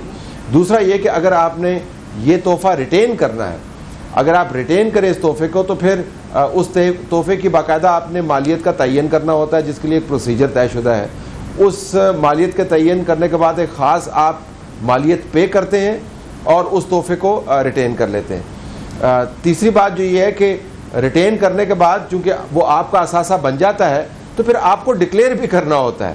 آپ کو نہ صرف یہ ڈکلیئر کرنا ہوتا ہے کہ آپ نے اب یہ نئی چیز لی ہے, رولیکس کی گھڑی آ گئی, سونے کا ہار آ گیا, کوئی گاڑی آ گئی, کوئی کفلنگس آ گئے, کوئی بریسلیٹس آ گئے, یہ اب آپ کا اثاثہ بن گیا ہے, تو آپ نے اس کو اپنے ریٹرنز کے اندر ڈکلیئر کرنا ہوتا ہے. پھر آپ نے یہ بھی بتانا ہوتا ہے کہ یہ اثاثے جب آپ نے بنائے تو جو بھی آپ نے 20%, 25% پے کیا وہ ٹیکس پیڈ یا ٹیکس ڈکلیئرڈ ہے یا نہیں ہے, وہ اثاثہ کہاں سے آیا. یعنی اگر 8 کروڑ کی گھڑی ہے اور آپ نے 2 کروڑ دے دیے تو نمبر 1 کیا آپ نے وہ گھڑی اپنے اثاثوں میں ڈکلیئر کی, نہیں کی تو قانونی چارہ جوئی ہونی چاہیے آپ کے خلاف, آپ صادق اور امین ڈکلیئر نہیں ہو سکتے. پھر آپ نے جو 2 کروڑ دیے تو وہ 2 کروڑ کہاں سے آئے. تو اگر آپ یہ لسٹ دیکھیں تو اس کے اندر آپ کو رولکس واچز نظر آئیں گی, ملٹیپل نیکلسز نظر آئیں گے, بریسلیٹس نظر آئیں گے, رنگز نظر آئیں گے, ڈائمنڈ چینز نظر آئیں گی, گولڈ پینز ہیں, حتیٰ کہ ڈنر سیٹس تک جو ہیں وہ بھی 25-30% دے کر ریٹین کیے ہوئے ہیں. اچھا یہ بھی یاد رکھیے کہ جب ان کی ویلیویشن ہوتی ہے یعنی آپ قیمت طے کرتے ہیں تو یہ کوئی مارکیٹ پرائس کے اوپر طے نہیں ہوتی. مثلا عین ممکن ہے کہ رولکس گھڑی جو ہے وہ مارکیٹ میں 10 کروڑ کی ہو, آپ نے ویلیویشن کروائی اس کی کہ وہ 1 کروڑ کی ہے, 1 کروڑ کا آپ نے 20% دے دیا, 20 لاکھ روپے, تو جو ویلیویشن ہے وہ بھی مارکیٹ پرائس کے مطابق نہیں ہوتی. اب جو اخلاقی طور پہ جو سوال اٹھتا ہے وہ یہ, ہمیں تو یہ بتایا گیا تھا کہ ایسی ملنگ طبیعت ہے ماشاءاللہ کہ نہ 2 جوڑوں سے زیادہ کپڑے نہیں ہوتے, اور جینز پھٹی ہوئی ہوتی ہے, چپلیں جو ہیں وہ سوری صاحب ان کو لا کے دیتے ہیں, کبھی انہوں نے کوئی معاملہ وارڈروب کا دیکھا نہیں. تو جب بشرا بی بی کا انٹرویو ہم نے سنا تو وہ ہمیں بتا رہی تھی کہ کس طرح ان کو پھر ان کی وارڈروب بنانی پڑی, ان کو کالی نیلی قمیض کا پتہ نہیں ہوتا, اور ہم تو بڑی سادی بالکل ملنگوں والی زندگی گزارتے ہیں. اب یہاں پر ڈنر سیٹس تک ریٹین کیے گئے ہیں, تو میرے خیال میں اخلاقی طور پر یہ ذرا وضاحت کرنی چاہیے کہ کیا یہ جچتا ہے ملک کے وزیر اعظم کو کہ وہ تحفے کی گھڑیاں لے, یا فرسٹ لیڈی جن کو رتبہ مل گیا کیونکہ وہ وزیر اعظم سے ان کی شادی ہوئی تھی, وہ تحفے تحائف لیں, ان کی ویلیویشن جو ہے مارکیٹ پرائس سے کم کروائیں, پھر ان کو پے کر کے ڈکلیئر نہ کریں اور پھر کہیں کہ ہماری ملنگ طبیعت بڑی ہے. تو میرے خیال میں مورل آرگومنٹ دلچسپ آرگومنٹ ہے, لیکن میرے لیے جو لیگل آرگومنٹ ہے وہ زیادہ اہمیت کا حامل ہے. طلعت صاحب, کیا میں یہاں پر یہ سوال اٹھا سکتی ہوں کہ اگر یہ تحفے توشہ خانہ میں گئے ہی نہ ہوں, یعنی ڈائریکٹ خاتون اول ہوں, خان صاحب ہوں, انہوں نے رکھے ہوں, توشہ خانہ میں گئے ہی نہ ہوں, رکھے ہی نہ گئے ہوں, ایک لمحے کے لیے نہ رکھے گئے ہوں, اور ڈائریکٹ ان کے گھر ان کی پرسنل پراپرٹی پر گئے ہوں, اور پیسے بھی انہوں نے اپنے پاس سے نہ دیے ہوں, اور پیسے بھی انہوں نے ان چیزوں کو آگے فارورڈ بیچ کر کے جب وہاں سے پیسے آ گئے اور پھر انہوں نے دیے ہوں؟ جی عین ممکن ہے, عین ممکن ہے. بعض خبروں میں میں نے یہ پڑھا ہے, میرے پاس اپنی معلومات اس حوالے سے نہیں ہے, کیونکہ ایک جھوٹی اخلاقیات کا, ایک جھوٹی روحانیت کا, ایک جھوٹی سچائی کا ایک ایسا لبادہ اڑوا دیا گیا تھا جس کے آگے آپ کو دیکھنے کی کوئی جرت ہی نہیں کرتا تھا, اور جو جرت کرتا تھا اس کو آپ جیل میں ڈال دیتے تھے. یعنی پہلے تو جو گھڑی والا معاملہ تھا اس کے اوپر انہوں نے کہا جی یہ تو بہت بری بات ہوئی, یہ تو گھڑی تو تھی نہیں, اور جس بندے نے رپورٹ کی اس کو پڑھ کے جیل کے اندر ڈال دیا, اس کے خلاف ایف آئی آر لگا دی. اب کہہ رہے ہیں کہ اچھا گھڑی تھی تو بیچ دی تو کیا ہو گیا. تو عین ممکن ہے کہ اس جھوٹی یا سطحی اخلاقی چادر کے نیچے آپ نے بہت ساری چیزیں آگے پیچھے کی ہیں. امکانات ہیں, میرے پاس معلومات نہیں ہیں, اور اگر ایسا ہے تو یہ بہت بڑی بریچ ہے رول کی اور قانون کی اور آئین کی. یعنی ٹیبل میٹس تک جب آپ ریٹین کرنے لگ جاتے ہیں تو پھر بندہ سوچتے ہے کہ یہ جو مادہ پرستی سے اجتناب ہے یہ کتنا بڑا تصنع اور کتنی بڑی بناوٹ ہوگی. جب آپ کو ٹیبل میٹس کو دیکھ کے ہی لالچ آ جاتی ہے تو کن کن اور چیزوں کے اوپر منہ میں لالچ کا پانی نہیں بھرتا ہوگا. سادہ ہے نا, سادگی میں وہ کیا کہتے ہیں کہ جب نئی چیزیں دیکھی ہوتی, جب ایسی چیزیں مل جاتی ہیں سر, تو پھر ایسے خواہشات خیالات آ جاتے ہیں نا. بیچارے ہمارے وزیر اعظم, فارمر وزیر اعظم ایسے رہے ہیں کہ بقول ان کی وائف کے کوئی آتا تھا 3-4 جوڑے رکھ کے چلا جاتا تھا, خان صاحب پہن لیتے تھے, ان کو تو یہ بھی نہیں پتا ہوتا تھا کہ خان صاحب کو یہ جوڑے ان کے گھر پہ رکھ کے کون گیا ہے. لیکن طلعت صاحب, اگر ہم اپنے پولیٹیکل سیناریو کو دیکھیں, جس طرح سے عمران خان یہ نیریٹو بلڈ کرنے میں اور بہت کامیابی سے بلڈ کرنے میں کامیاب رہے کہ پی ایم ایل این ہو, پیپلز پارٹی ہو, یہ دونوں چور اور کرپٹ جماعتیں ہیں. کیا اب جس طرح سے کیسز آ رہے ہیں, پی ٹی آئی کا فالوور, عام پاکستانی, اوورسیز پاکستانی, کیا وہ بھی اس نیریٹو کو بائی کرے گا کہ بھائی پی ایم ایل این اور پیپلز پارٹی تو چھوڑے, پی ٹی آئی والے یا عمران خان صاحب ہوں یا فارمر پرائم منسٹر ہو, وہ تو ان سے بھی بڑے چور ہیں. دیکھیں معاملہ نیریٹو کا بالکل نہیں ہے. ایون جب پاکستان مسلم لیگ نون کے خلاف کیسز چل رہے تھے اور پیپلز پارٹی کے لوگوں کے خلاف کیسز چل رہے تھے, تو میں تو کم از کم یہی کہتا تھا کہ مجھے اس سے غرض نہیں ہے کہ بیانیہ کیا ہے, مجھے غرض یہ ہے کہ حقائق کیا ہیں جو میں ویریفائی کر پاؤں اور قانون کیا کہتا ہے. اور اگر آپ ان حقائق کی بنیاد پر قانون کی گرفت میں آتے ہیں تو بھلے آپ نواز شریف ہیں, مریم نواز ہیں, آصف زرداری ہیں, آپ کی پکڑ ہونی چاہیے. تو میرے خیال میں ہمیں بیانیے سے اگر ہم متاثر ہونے لگ گئے, تو میں آپ کو بیانیے کے متعلق بتا دیتا ہوں. یہ فواد چودھری نے ٹویٹ کیا ہوا ہے, آپ کے پاس بھی آیا ہوا ہوگا, آپ اس کو پڑھ کے دیکھ لیں.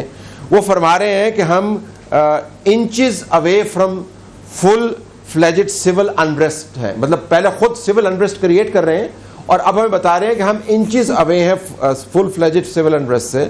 اور بتایا کہ عمران خان نے بڑے ضبط کا مظاہرہ کر رہے ہیں ابھی تک, یہ ٹویٹ کے اندر لکھا ہوا ہے, اور بہت جلد ہی وہ یہ ضبط برقرار نہیں رکھ پائیں گے اور یہ موب لفظ استعمال کر رہے ہیں, یہ موب جو ہے ہمارے ہاتھ سے نکل جائے گا اور اس ملک کو سول انریسٹ کے اندر یہ جھونک دیا جائے گا. اور ساتھ ہی امپورٹڈ لیڈرز کا بھی لکھ دیا اور یہ بھی لکھ دیا کہ یہ لوگ جو ہیں ملک چھوڑنے کے قابل نہیں رہیں گے. یہ فواد چودھری ہیں جو آپ کو بتا رہے ہیں کہ ہم نے سول وار کی سچویشن کریٹ کر دی ہے. عمران خان بس اب انچز اوے ہے کہ اس نے کھول دینا ہے اس موب کو اور پھر آپ دیکھیے گا اس ملک میں سول انریسٹ ہو جائے گا. ان کا خیال ہے کہ یہ جوک ہے, یہ مطلب سول انریسٹ پاکستان جیسے ملک میں کروانا جوک ہے, اور وہ مان رہے ہیں کہ میں کروا رہا ہوں. تو دیکھیں بیانیے کے اوپر جائیں گے تو بیانیہ تو وہ یہ ڈیولپ کر رہے ہیں. بالکل. طلعت صاحب میرے ساتھ بنے رہیے. نصر اللہ ملک صاحب نے ہمیں جوائن کیا. میں مین وائل پینل سے ریکویسٹ کروں گی جو طلعت صاحب جو فواد صاحب کی ٹویٹ کا بتا رہے ہیں, فواد چودھری کی, یہ پلیز ذرا ٹویٹ بھی ذرا لگا دیں اس حوالے سے جو بھی ان کے پاس ٹویٹس آ رہی ہے, ذرا تاکہ دیکھنے والوں کو آسانی ہو جائے کہ ہم کس طرح ان چیزوں کے اوپر ڈسکشن کر رہے ہیں, ہماری ڈسکشن جا کس طرف رہی ہے. جی نصر اللہ ملک صاحب بہت بہت شکریہ سر جوائن کرنے کے لیے. سر ہمارا سادہ وزیر اعظم اور اس کے اوپر توشہ خانہ کے جو تحائف ہیں اس کے بارے میں بات کی جا رہی ہے کہ جی وہ جو تحائف ہیں وہ تو توشہ خانہ پہنچے ہی نہیں, وہ تو خاتون اول کے پاس ہیں, عمران خان صاحب نے ان کو بیچ دیا مارکیٹ پرائز کے اوپر اور خوب منافع کمایا. خان صاحب خود ایک انٹرویو میں ندیم ملک کو یہ کہتے ہوئے سنائی دیے گئے ہیں کہ بھئی یہ نیچے کی سڑک خراب تھی, میں نے چیزیں بیچ کے سڑک بنا دی. ہمارا سب سے سادہ سی ایم عثمان بزدار, اس کی کرپشن کے اگر ہم معاملات دیکھیں وہ قصے تو ہمیں علیم خان صاحب خود بتا چکے ہیں کہ کتنے پیسوں میں ایک ڈی سی لگتا ہے, کتنے پیسوں میں پوسٹنگ اور ٹرانسفر ہوتی ہیں. سر اگر سادہ لوگوں کا یہ عالم ہے تو پھر تو ہم باقی لوگوں کے بارے میں سوال ہی نہیں اٹھا سکتے. نصر اللہ ملک صاحب دیکھیں میں سمجھتا ہوں بہترین طریقہ یہی ہے کہ اپنے آپ کو آپ بری ذمہ کرنے کے لیے یہ کہہ دیں, اور خاص طور پہ میں تو یہ توشہ خانہ کی جو ساری سٹوری سامنے آئی ہے میں سمجھتا ہوں یہ اس چیزوں سے توجہ ہٹانے کی ایک کوشش ہو سکتی ہے جو عمران خان صاحب کی حکومت کے دوران بڑے بڑے اسکینڈل سامنے آئے. اب پنجاب حکومت کی آپ نے بات کی, پنجاب میں جو کچھ ہوتا رہا یا پنجاب میں جس طریقے سے کرپشن کا بازار گرم تھا اور جس طریقے سے یہ کہا جاتا رہا کہ ایک خاتون جو ہیں وہ سارے کاروبار کے اندر ملوث ہیں اور ان کو بنی گالہ سے حمایت حاصل ہے, پھر سارے وزراء پنجاب کے صوبائی وزراء وہ وزیر اعظم صاحب کے پاس آ کے بار بار روتے رہے اور بتاتے رہے کہ یہ صورتحال ہے, وہاں پہ کرپشن کی اتنی لمبی لمبی داستانیں ہیں. عمران خان صاحب نے خاموشی اختیار کی رکھی. آپ کسی ایک چیز کو پکڑ لیجئے, مارم جبا کو لے لیجئے, اس کو کیوں دبا دیا گیا؟ سارے وہ معاملات جو ان کے وفاقی وزراء کے اوپر اٹھے اس پہ عمران خان صاحب ہمیشہ خاموش ہے. جب کرپشن کی بڑی بڑی وارداتیں سامنے لائی, یہ اسلام آباد والا رنگ روڈ دیکھ لیں, یعنی کوئی ایک کسی منصوبے کی بات کی جائے, اب یہ کہنا کہ نہیں جی وہ ان کو پتہ نہیں تھا, سادہ آدمی تھے یا انہوں نے کارروائی کر دی. مسئلہ تو یہ ہے کہ جو بڑے بڑے اسکینڈلز آپ کے سامنے آئے, جو بڑی بڑی نشاندہی آپ کے سامنے کی گئی, اس پہ آپ نے کارروائی کیا کی؟ جب آپ نے خاموشی اختیار کی رکھی, پھر اس دن میں دیکھ رہا تھا کہ بیگ صاحب جس طریقے سے محسن بیگ صاحب کہہ رہے تھے وہ بڑے پروف کے ساتھ کہہ رہے تھے, چیلنج کر رہے تھے ایک ٹی وی چینل پر بیٹھ کر عمران خان صاحب کا جو بنی گالہ کا گھر ہے, بنی گالہ والا, اور جو زمان پارک والا جو رینوویٹ ہوا ہے, کس نے کروایا, کس نے پیسے دیے؟ ابھی تو فواد چودھری صاحب بتائیں گے خود ہی کسی ایک دن آ کے کہ جو جیل میں یونیورسٹی بن رہی تھی, یونیورسٹی کے لیے ماحول بنانے کے لیے کیا کچھ کیا گیا اور کس طریقے سے جو ہے ویسے ملک صاحب وزیر اعظم شہباز شریف کا توشہ خانہ کیس نیب کو بھیجنے کا اعلان جو ہے وہ سامنے آیا ہے, ذرا کنٹینیو رکھیے. میں یہ بس اپڈیٹ دینا چاہتی تھی جسٹ فار آور آڈینس جنہوں نے ابھی ہمیں جوائن کیا. جی دیکھیں میں اس لیے آپ سے بات کر رہا تھا کہ توشہ خانہ میں گفٹ آئے, خان صاحب نے لے لیے. یہ دیکھیں خان صاحب نے کتنے پیسے دیے, کچھ ان کی معلومات بھی سامنے آ رہی ہیں کہ 25% یا 30% پیسے دے کے لے لیے. چلیں اس کو سائڈ پہ رکھ دیجئے گا. یعنی ایک ریاست مدینہ کا اپنے آپ کو دعوے دار کرنے والے, دیکھیں چلیں باقی کو چھوڑ دیں, یعنی یہ تو خود کہا کرتے سادگی, شلوار قمیض پہنتے ہیں, کپتان, یہ ان کے فالوورز کیا کہتے ہیں, کپتان چپل پہنتے ہیں جی, بڑی سادہ خوراک کھاتے ہیں جی. ان کو اتنی بڑی مہنگی مہنگی گھڑیاں لینے کی ضرورت کیا تھی, اور مہنگی گھڑیاں لے کے بیچنے کی ضرورت کیا تھی؟ پھر اس سے پیسے لے کے کدھر گئے, اس کا ریکارڈ کیا انکم ٹیکس ان کے گوشوارے کے اندر موجود ہے؟ یہ بھی ایک بڑا سوال ہے. سوال یہ ہے کہ جب آپ متقی ہونے کا اور نیک اور پرہیزگار ہونے کا اتنا بڑا دعویٰ لے کے بیٹھے ہوئے ہیں, اور جو ان کے فالوورز ہیں وہ ان کو اس مقام پر پہنچا کر بیٹھے ہوئے ہیں, جو ان کے کارکن ہیں, کہ شاید وہ لفظ میں یہاں بیان نہیں کر سکتا. ان حالات میں آپ سارے وہ وسائل استعمال کریں جو ایک حکمران کر سکتا ہے. ابھی بھی آپ فارن سے آپ سپورٹ مانگ رہے ہیں اپنے بڑے مہنگے مہنگے جلسوں کے لیے, اپنے ہیلی کاپٹر کے سفر کرنے کے لیے، اس لیے کہ جو آپ کو عادتیں پڑ چکی ہیں سرکاری وسائل پہ جلسے کرنے کی، یعنی آپ کوئی ایک لمبی لسٹ ہے جس کو گنوانا میرے خیال میں بڑا مشکل کام ہے۔ مطلب اس سے زیادہ خیر آپ دونوں بڑے ڈیسنٹ آدمی ہیں، طلعت صاحب بھی بڑے ڈیسنٹ آدمی ہیں، آپ لوگوں نے بڑے طریقے سے جو ہے عمران خان صاحب کو ان کی عوام کو بتایا ہے کہ بھئی عمران خان صاحب ایکچولی کر کیا رہے ہیں۔ لیکن سر میں اتنی ڈیسنٹ نہیں ہوں، تو میں تو سمپل یہ کہوں گی کہ میرے لیے تو یہ بہت ہی شرمندگی کا مقام ہے کہ بھائی جس ملک نے آپ کو تحفہ دیا، آپ یہ سوچیں کہ وہ ملک اس وقت پاکستان کی کیا عزت رکھ رہا ہوگا، وہ ملک اس وقت پاکستان کو کس نظر سے دیکھ رہا ہوگا۔ یہ تو وہی چیز ہے نا، جیسے میں طلعت صاحب کو کہہ رہی تھی، میں نے ان کو ایک تحفہ دیا، طلعت صاحب نے میرا تحفہ آگے بیچ دیا، فارورڈ بھی نہیں کیا، اور مجھے پتہ بھی چل گیا کہ بھئی انہوں نے میرا تحفہ بیچ دیا۔ تو آپ یہ سوچیں اس سے بری اخلاقی حرکت کوئی ہو سکتی ہے؟ Farzana M A right? کتنی شرمندگی کی بات ہے، مطلب میرا تو دل کر رہا ہے کہ میں شرم سے اپنا منہ چھپا لوں فار دا کرائم جو کہ ہم نے نہیں کیا۔ جی ملک صاحب کمپلیٹ کر لیں، پھر میں فرزانہ کے پاس جانا چاہتی ہوں۔ دیکھیں میں آپ سے ایک بات کہہ رہا تھا کہ جو شخص آئین اور قانون کا سب سے زیادہ ڈھنڈورا پیٹ رہا ہے اس ملک کے اندر کہ ہم ملک کو آئین کے مطابق چلانا چاہتے ہیں، سپریم کورٹ نے سے بار بار منع کیا اپنا الیکشن کمیشن آف پاکستان نے کہ حضور والا آپ الیکشن کمیشن رولز کی خلاف ورزی کر رہے ہیں، آپ عوامی جلسوں سے انتخابی جلسوں سے خطاب نہیں کر سکتے۔ انہوں نے الیکشن کمیشن آف پاکستان کے منہ پر تھپڑ مارتے ہوئے کہا کہ نہیں میں جاؤں گا، اور گئے اور سرکاری وسائل سرکاری ہیلی کاپٹر میں بیٹھ کر گئے اور جا کر جلسوں سے خطاب کیا۔ ذرا آپ تصور کیجئے عمران خان صاحب کو ماضی کے کلپ پتہ نہیں موجود ہوں یا نہ ہوں، جب یہ کہا کرتے تھے تمہارے باپ کا پیسہ ہے، تمہارا باپ نے یہ تمہیں پیسے دیے ہیں، یہ تمہیں سرکاری وسائل دیے ہیں کہ تم لوگ سرکاری ہیلی کاپٹر پر بیٹھ کر انتخابی جلسوں سے خطاب کرنے جاتے ہو۔ آپ خود سوچیں کہ جو شخص اس حد تک ہو کہ وہ لوگوں کے لیے قانون کا احترام چاہتا ہو لیکن اپنے آپ کو قانون سے ماورا رکھے، قانون کو مانے نہیں۔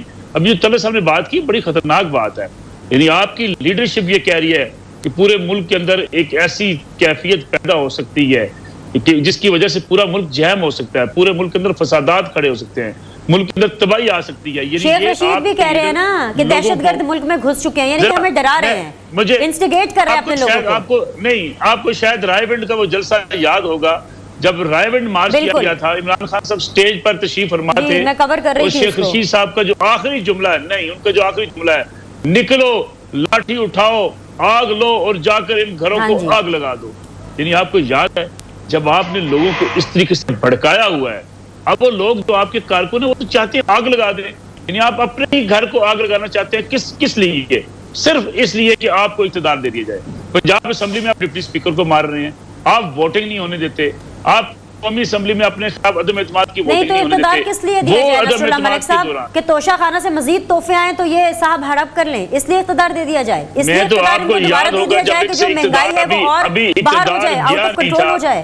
آپ کو یاد ہوگا ابھی آپ کا ان کا اقتدار گیا نہیں تھا، میں نے آپ کے پروگرام میں کہا تھا خدا کے لیے کوئی آئینی ترمیم کر کے ایک اضافی وزیر اعظم کا عہدہ ساتھ رکھ لیں جس میں خان صاحب کو بٹھا دیا جائے، ایک چیئر لگی ہو، ایک ہیلی کاپٹر ہو، ایک وزیر اعظم ہاؤس کا ایک پورشن ان کو دے دیا جائے، کیونکہ جب تک موصوف زندہ ہیں اس سے نیچے جانے کو تیار نہیں ہو، کہتے ہیں یہ ملک اب ٹھیک ہے جب میں وزیر اعظم، اگر میں وزیر اعظم نہیں تو یہ ملک ٹھیک نہیں۔ ٹھیک ہے ملک صاحب میرے ساتھ رہیے پلیز، اچھا لگ رہا ہے آپ سے بات کر کے۔ مین وائل سعودی عربیہ سے بھی ٹیلی فون آ رہے ہیں، پرائم منسٹر شہباز شریف صاحب کو محمد بن سلمان صاحب کا فون آیا ہے اور لیٹس سی کہ کیا وہاں پہ ڈسکشن ہو رہی ہے، اس حوالے سے بھی جو ہے ہمیں اپڈیٹس آتی رہیں گے، ہم آپ کو بتائیں گے۔ اب جی فرزانہ نیب میں شہباز شریف نے کہا کہ ہم بھیج دیں گے، بلکہ انفیکٹ شہباز شریف نے 2 دن پہلے صحافیوں کے ساتھ جو جرنلسٹ اینکرز ہیں ان کے ساتھ افطار ڈنر بھی کیا اور اس حوالے سے سوال کیا بھی گیا، ملک صاحب بھی وہاں پر موجود تھے، میں بھی وہاں پر موجود تھی، تو تب شہباز شریف صاحب اس چیز کے اوپر بڑے کلیئر نظر آئے کہ میں آپ کو بتا رہا ہوں۔ حالانکہ خواجہ آصف صاحب نے اس ٹائم پہ پرومپٹ کیا شہباز شریف صاحب کو، کیونکہ اس کے بارے میں اگر صحافی پوچھتے تھے تو کہا جاتا تھا کہ بھئی نیشنل سیکیورٹی کو تھریٹ ہے، ہم توشہ خانہ کے بارے میں ان کے تحائف کے بارے میں بتا نہیں سکتے۔ اب کتنا بڑا تھریٹ ہے وہ ہمیں اب پتہ چلا کہ نیشنل سیکیورٹی کا کوئی تھریٹ نہیں ہے، وہ بیسیکلی بنی گالا کو پرسنلی تھریٹ تھا کیونکہ آپ نے ان تحائف کے ساتھ یہ کام کیا ہے۔ مطلب اتنا سادہ وزیر اعظم اور اتنا لالچی۔ اچھا بینش میں تھوڑا سا بتا دوں، پرائم منسٹر جو توشہ خانے میں جو آتے ہیں جو پرائم منسٹر کو گفٹ ملتے ہیں اس کی سچویشن یہ ہوتی ہے کہ اگر تو وہ 30,000 تک کا گفٹ ہے تو وہ پرائم منسٹر اپنے پاس رکھ سکتا ہے، اور اگر اس کی مالیت زیادہ ہے تو اس کی ایک قیمت لگوائی جائے گی اور 50% پے کر کے وہ پرائم منسٹر لے سکتا ہے یا اس کی فیملی لے سکتی ہے، اور اس کے ساتھ ساتھ وہ 30,000 سے مطلب اوپر کی جو قیمت ہوگی وہ اس کا 50% پے کریں گے، اور وہ پہلے نمبر ایک تو بات یہ ہے کہ یہ جو آپ نے بات کی کہ اس کو ہائی کورٹ کے سامنے یہ کہہ کے تاریخ لی گئی کہ وہ جی کوئی سیکیورٹی ایشو ہے، وہ دوست ملک ناراض ہو جائیں گے. بھائی دوست ملک کیوں ناراض ہو جائیں گے؟ اور کس قسم کی سیکیورٹی تھریٹ ہے؟ اب تو دوست ملک جو ہیں وہ فخر محسوس کر رہے ہوں گے نا، اب تو آکے تمغہ دیں گے نا خان صاحب کو کہ واہ جی بہت اچھا کیا آپ نے ہمارے تحفوں کے ساتھ. بالکل بالکل. میرے کہنے کا مطلب یہ ہے کہ جو سٹوریاں سامنے آ رہی ہیں اس میں انہوں نے پینیز ان کی پے کی ہیں اور اس کے بعد انہوں نے جا کے مارکیٹ پہ ان کو بیچا ہے. یہ ساری کی ساری سچویشن جو ہے اس کی ایک تو یہ کہ یہ حقیقت یہ ہے، دوسری بات یہ ہے کہ قانونی طور کے اوپر یہ سارے کا سارا ایک بالکل فراڈسٹر سچویشن سامنے نظر آ رہی ہے.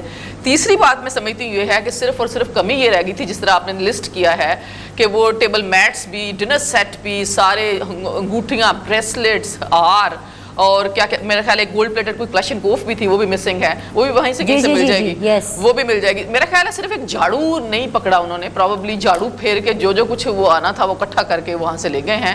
توشہ خانے کے علاوہ بھی تو چیزیں ہوں گی نا پرائم منسٹر ہاؤس میں بھی، میرا خیال ہے اس کی بھی سٹوریاں سامنے آئیں گی. ایک اور بات میں کہنا چاہتی ہوں بینش، دیکھیں ہمارے سامنے بھی میں صادق اور امین ہوں اور یہ ہمارے سامنے ایک روز تقریر کہیں نہ کہیں سے نکلتی تھی. صادق اور امین تو ہیں، جہاں سے سرٹیفکیشن ملی وہ میرے خیال میں تو وہ ایک الگ ڈیبیٹ ہے، لیکن سرٹیفائڈ تو ہیں. اس کے اوپر اب ہم کیا بحث کریں؟ بینش اس کے اوپر دیکھیے گا یہ ساری کی ساری چیزیں انڈو ہوں گی. میرے کہنے کا مطلب یہ سرٹیفائڈ صادق و امین کا یہ حال ہوتا ہے. مجھے یہ بتائیں کہ ان کے حوالے سے ابھی یہ اس دن پشاور میں جلسے میں کہہ رہے تھے بھئی میں نے قانون کا کب احترام نہیں کیا کہ میرے خلاف کورٹس کھلی. مجھے یہ بتائیں جسٹس قاضی فائز عیسیٰ کی کیا ریپوٹیشن ہے، وہ کس قسم کے جج ہیں، ان کے اوپر انہوں نے ریفرنس بھیجا اور ابھی پرسوں انہوں نے کل میرا خیال ہے وہ جو ان کے انصاف لائرز فورم ہے ان کے ساتھ یہ کوئی گفتگو کر رہے تھے اور ان کے ساتھ گفتگو کے دوران کہا کہ بھئی وہ غلطی ہو گئی. ان کو 2 سال انہوں نے ان کی وائف کو کس طریقے سے عدالتوں میں گھسیٹا ہے، کس طریقے سے انہوں نے ان کو ایف بی آر کے سامنے اور وہاں پہ بھی ٹرانسفرز کر کے اپنے ٹپیکل یوتھیے قسم کے آفیسرز لگانے کے بعد ان کی وائف کو جو بیچاری کے ٹانگ میں کوئی پلیٹس ڈلی ہوئی تھیں اور وہ سٹک لے کے آتی تھیں اور مطلب ایک میں سمجھتی ہوں وہ تو جج کی وائف تھی، ان کو ایک عام پاکستانی سٹیزن ہونے کے بھی رائٹس نہیں مل رہے تھے اس سارے پروسیس کے دوران جو کہ ہمیں سامنے نظر آیا. اور پھر کس قسم کا فیصلہ آیا اور اس کے بعد پھر فیصلے کے بعد ظاہر ہے ریویو میں گئے تو ہم نے دیکھا کہ کچھ سچائی سامنے قوم کے آئی. ان کے متعلق کہہ رہے ہیں کہ وہ غلطی ہو گئی، یعنی کہ آپ کو جس سے تھریٹ ہو، آپ سمجھے تھریٹ مینز کہ آپ کو شک ہو کہ یہ انصاف کے مطابق فیصلہ کر دے گا، یہ فیصلہ میرے خلاف آ سکتا ہے، آپ ان کو ہی اٹھانے کا سوچتے ہیں. اور یہ چیز کوئی ایک نہیں ہے، یہ ہم نے دیکھا بیوروکریسی کے اندر یہی کام ہوا. ہم نے دیکھا وہ ایف آئی اے کے بشیر میمن کے حوالے سے کہ انہوں نے بتایا کہ مجھے بلا کے کہا گیا کہ ان کے خلاف جو ہے وہ غداری کے مقدمے درج کرو کیونکہ کوئی تصویر لیک ہو گئی ہے مریم نواز کے اوپر اور وہ جتنے بھی اپوزیشن کے شہباز شریف کے حوالے سے، ان کو اٹھاؤ، ان کے اوپر غداری کے مقدمے جو ہیں وہ دائر کرو. وہ کہتے میں نے کہا بھی تصویر کے لیک ہونے سے میں کیسے غداری کا مقدمہ درج کر دوں. تو آپ دیکھیں ایک 22ویں اسکیل کے آفیسر کو اس کی 1.5-2 مہینے بھی رہتی تھی جاب اور اس کو آپ نے نوکری سے برخاست کر دیا اور اس کے بعد کس طریقے سے وہ بیچارہ جو ہے اپنی پینشن کے لیے وہ پھرتا رہا ہے. پھر ایک چیز نہیں ہے، مطلب آپ مجھے یہ بتائیں بینش، کوئی ایک چیز اٹھا کے دیکھ لیں جہاں پہ یہ گورنمنٹ اپنے آپ کو جسٹیفائی کر سکے، جہاں پہ کوئی آپ کو ٹرانسپیرنسی کا لیول نظر آئے. مطلب کوئی کیا چیز، میں کہتی ہوں کہ جو ایل این جی کے منصوبے تھے $7 سے $8 فی M M B T U والے، وہ آپ کو یاد ہوگا 25 سے 30 $31 فی M M B T U پہ خریدے گئے، یہ نومبر دسمبر اور جنوری فروری میں. اور اس کی ابھی یہ جو بجلی کے بعد میں سوری فار دی انٹرپشن، میں یہی چیز اسی لیے میں طلعت صاحب کے پاس گئی تھی کہ آپ لوگوں کو سمجھائیں. یہ چیز ہمیں سمجھ میں آتی ہے کیونکہ ہم ایک ایسی فیلڈ میں ہیں کہ خبریں آ رہی ہوتی ہیں، فلو آ رہا ہوتا ہے، اگر کوئی چیز نہیں سمجھ آتی ہم اپنے سینئر سے رابطہ کرتے ہیں، ایکسپرٹ سے رابطہ کرتے ہیں. لیکن جو عام عوام ہے جس نے جا کے ووٹ دینا ہے، وہ عام عوام جو کہ آج ہمیں جلسوں میں جاتی ہوئی دکھائی دے گی، آئی فیل فار دیم، میرا دل دکھتا ہے. فواد یہیں سے اس چیز کو ٹیک اپ کریں، وہ عوام جو آج کراچی کے جلسے میں آنے والی ہے، کیا ہم اس کو یہ بتا سکتے ہیں، وہ یہ سمجھ سکتی ہے، کیا وہ یہ اپنے آپ کو یہ ایجوکیٹ کر سکتی ہے کہ بھئی وہ جس لیڈر کے پیچھے ہے یا جس لیڈر کے پیچھے وہ آ رہے ہیں وہ کتنا بڑا آئین شکن ہے؟ آئین کیا وہ پارلیمان کو نہیں مانتا، پارلیمان پہ لعنت بھیجتا ہے، پھر اس کے بعد جب سپریم کورٹ از خود نوٹس لیتی ہے اس کے نتیجے کے اندر فیصلہ آتا ہے، اس فیصلے کو بھی نہیں مانتا. ان ریٹرن وہ جو طلعت صاحب نے کہا کہ گنڈا گردی موب اکٹھا کرتا ہے، لوگوں کو انسٹیگیٹ کرتا ہے، ایموشنلی انہیں مینیپولیٹ کرتا ہے، یہ لوگوں تک آپ کیسے پہنچائیں گے؟ Because at the end of the day میں ہمیشہ جمہوریت کا کیس لڑتی رہی ہوں، جمہوریت is for the people by the people. ان لوگوں کا کیا جو آج کراچی میں عمران خان کی تقریر سننے اپنے لیڈر کو حسرت بھری نگاہوں سے دیکھنے آئیں گے کہ ہائے اللہ سب نے اکٹھے کر کے اس کو باہر نکال دیا، اس عوام کا کیا؟ اس عوام کی کون سوچے گا؟ देखिए विनिश, मैं दोबारा वहीं पे आऊंगा, मैं जिस तरह से बार बार कह रहा हूँ, क्योंकि मैं एक कराची के एक रिहायशी होने की हैसियत से मुझे बहुत आसानी से ये तमाम चीजें समझ में आती है, क्योंकि हमने अल्ताफ हुसैन के सारे दौर को देखा है। उस वक्त भी लोग इसी तरीके से निकल के, जितना बड़ा इनका जलसा है उतनी बड़ी तरह की उनकी जनरल बॉडीज हुआ करती थी। जब अल्ताफ हुसैन एक दिन के नोटिस पर कहता था कि फलाना सड़क के ऊपर आ जाए, फलाना जो है वो मैदान के अंदर आ जाए, इसी ग्राउंड के अंदर इनके 2011 के जलसे के बाद अल्ताफ हुसैन ने औरतों का जलसा किया था, जो इतना ही बड़ा था जितना इमरान खान का जलसा था, और दिन के वक्त किया गया था ताकि लोग नजर आ सके। हमने देखा था कि एक एक कुर्सी, एक एक कोना जो है वो ग्राउंड का भरा हुआ था। तो अगर आप इस तरीके से देखेंगे तो फिर अल्ताफ हुसैन का आखिर में अशर क्या हुआ, वो भी सोसाइटी के लिए एक नासूर बन गया। हमने देखा कि उस नासूर को फिर पाकिस्तान के खिलाफ नारे लगाने की वजह से जड़ से उखाड़ना पड़ा। तो ये सारी चीजें किसी जलसे के जरिए जो है वो आप ये नहीं कह सकते कि उस बंदे का फेल ठीक है और आवाम ये चाहते हैं। मैंने पहले भी आपको कहा कि 70% अवाम जो थे उन्होंने वोट दिया जिन लोगों को, वो आज हुकूमत के अंदर है, यानी कि 30% था सोसाइटी का। ये इससे आगे की बात आप आ जाए, आप तोशाखाना की बात कर रहे हैं ना, यहाँ पे हम अखलाकियात के बड़े बड़े जो है वो मयारात बता रहे हैं कि अखलाकियात का मयार ये है कि किसी के तोहफे को नहीं बेचना चाहिए। इसका काउंटर आर्गूमेंट मैं आपको आज बता देता हूँ। इमरान खान साहब के सपोर्टर्स ने बहुत आसानी से कह देना है कि कोई ऐसी बात नहीं है, इमरान खान तो सादिक और अमीन है, जो कि नौजुबिल्लाह हमारे नबी की सिफ्त है। इमरान खान ने चूंकि तोशाखाना के अंदर अगर ये क्लाशनकोफ, गोल्ड प्लेटेड क्लाशनकोफ पड़ी रहती हैं, वो घड़ियां पड़ी रहती हैं, वो प्लेटें पड़ी रहती हैं, वो रग्स पड़े रहते, या वो मेज पोश पड़ा रहता तो वो जाहिर होता था, उसके ऊपर मट्टी पड़ती थी। इमरान खान ने तो क्या किया कि कौम को जो है वो उस मट्टी पड़ने वाली, उस जाया होने वाली चीज से निजात दिलाई और वो आधे पैसों के अंदर खरीद लिया। उसके बाद इमरान खान की मर्जी की अपनी प्रॉपर्टी का जो मर्जी करे, तोहफा देने के बाद पूजा थोड़ी चाहता है।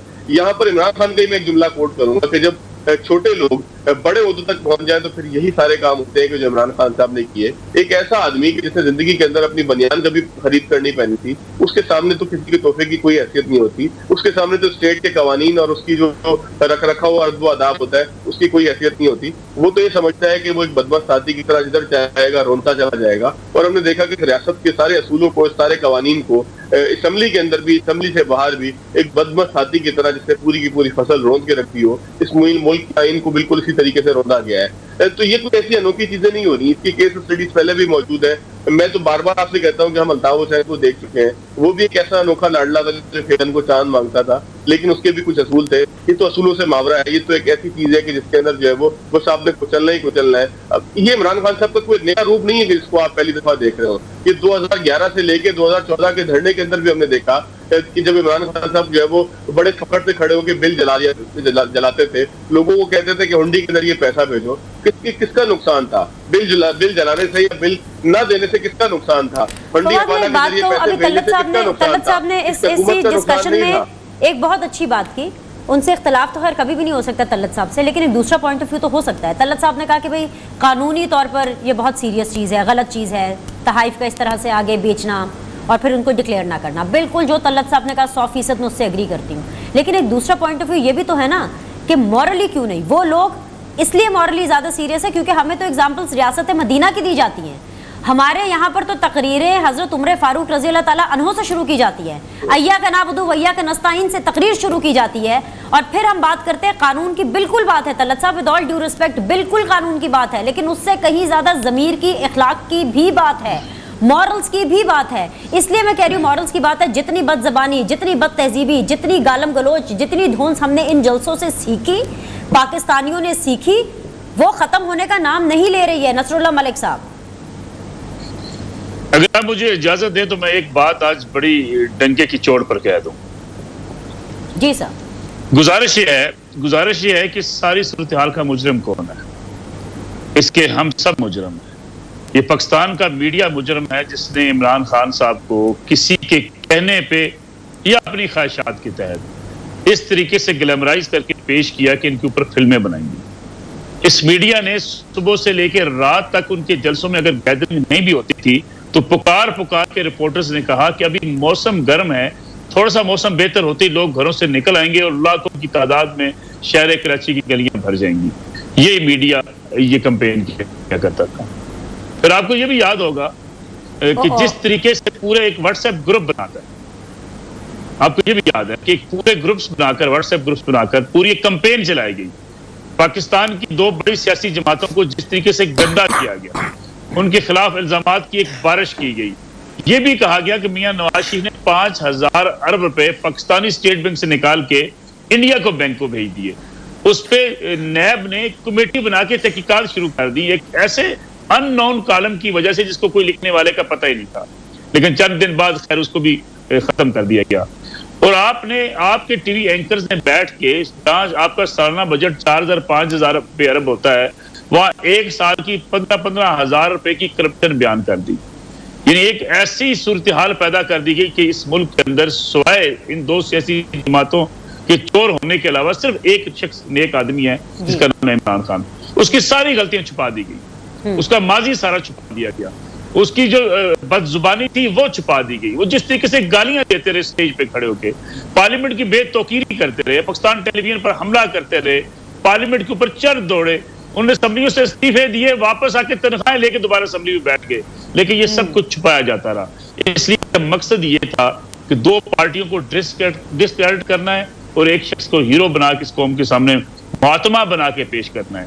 آج میں گزارش کرنا چاہتا ہوں ان اداروں سے جنہوں نے واٹس ایپ گروپ بنائے، اپنے ایک نیچے سٹاف تک یہ بات پہنچائی کہ تمہارے سامنے ایک ہی ہیرو ہے جس کا نام ہے جناب عمران خان صاحب، اور ایک متقی آدمی ہے، وہ پرہیزگار آدمی ہے. پھر آپ نے عدلیہ کا جس طریقے سے استعمال کیا، عدلیہ کا استعمال کر کے آپ نے ان کے گھر کو ریگولیٹ کر کے کرتے ہوئے کہا وہ تو بڑے دیانتدار آدمی ہیں. انہوں نے ساری رسیدیں دے دی.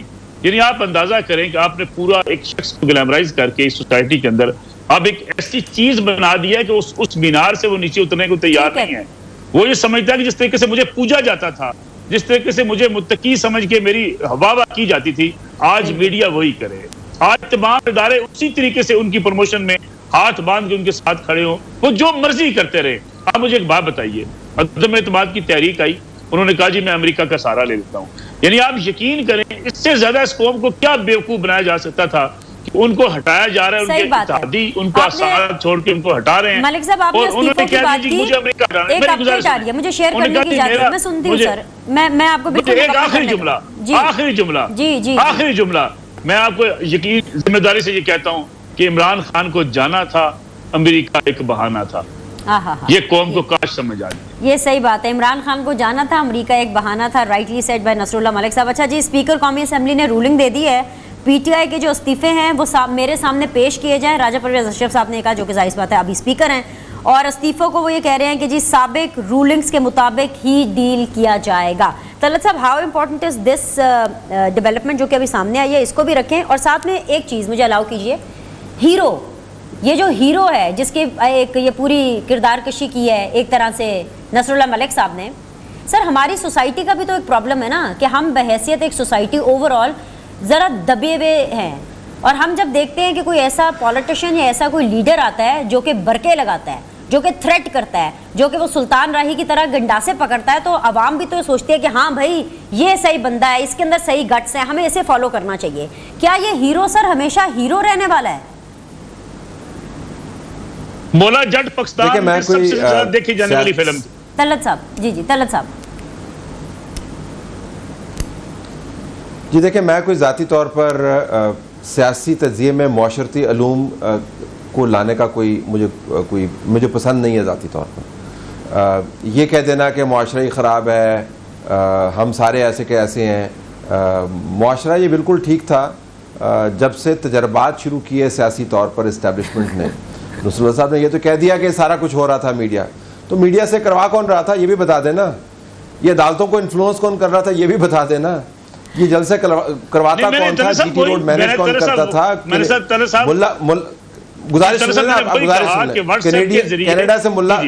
کینیڈا سے ملے کو بلوایا کس نے، یہاں پر بٹھایا کس نے، میڈیا سے کوریج کروائی کس نے، عدالتوں کو دبایا کس نے، دوسری جماعتوں کو زمین پر لگایا کس نے، نیب کنٹرول کس نے کیا. دیکھیں یہ آپ کو پاور پالیٹکس کے اندر نا یہ ذہن میں رکھنا چاہیے کہ پھر معاشرتی علوم اور سوشیولوجی اور اینتھروپولوجی سارے متاثر ہوتے ہیں اگر آپ نے اپنی پاور پالیٹکس کی سمت درست نہیں رکھی.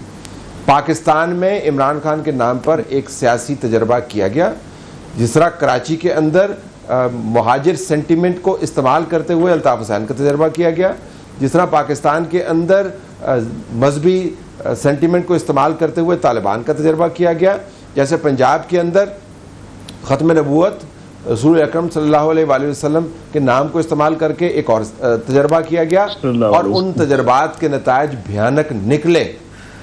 یہ بنیادی بات ہے. تو اس وقت جس چیز سے آپ ڈیل کر رہے ہیں وہ حیران کن ہے.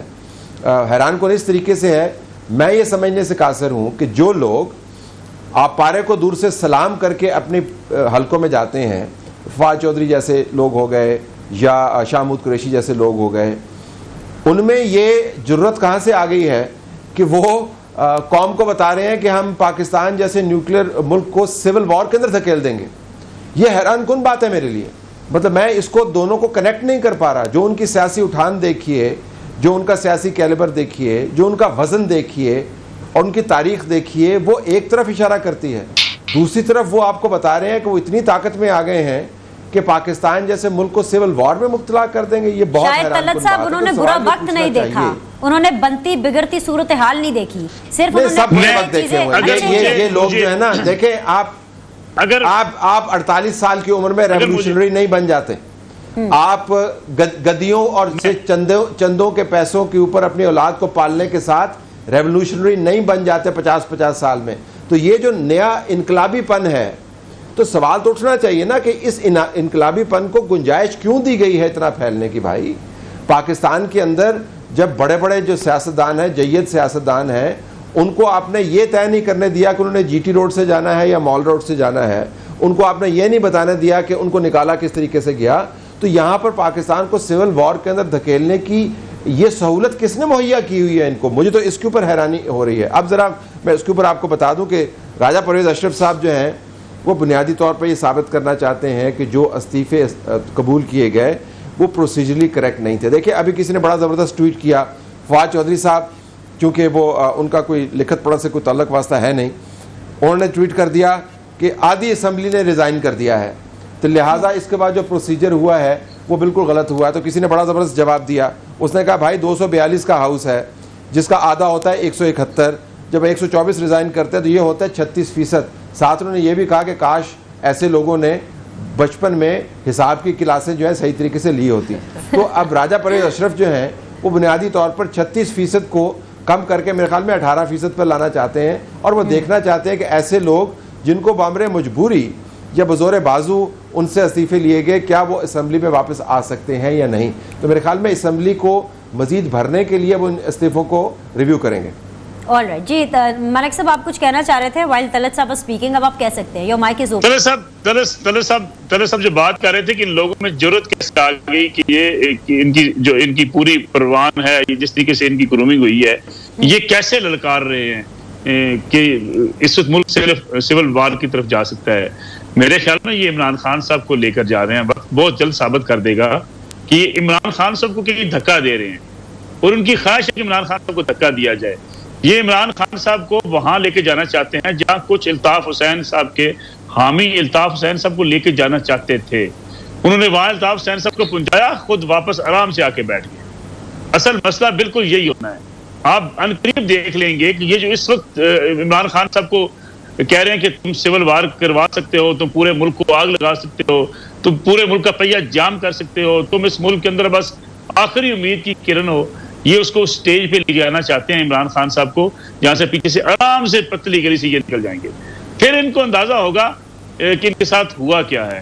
اس لیے میں بڑی ذمہ داری سے کے ساتھ کہتا ہوں کہ یہ سارے ہر طرف رابطے کرنے والے لوگ ہیں. ذرا صرف کلیئر کرنے کے لیے, آپ یہ پریڈکٹ کر رہے ہیں کہ عمران خان صاحب کے اوپر بین لگ سکتا ہے, ان کی تقریروں پر بین لگ سکتا ہے, اور اگر آپ یہ پریڈکٹ کر رہے ہیں تو یہ بھی تو غلط ہی ہوگا.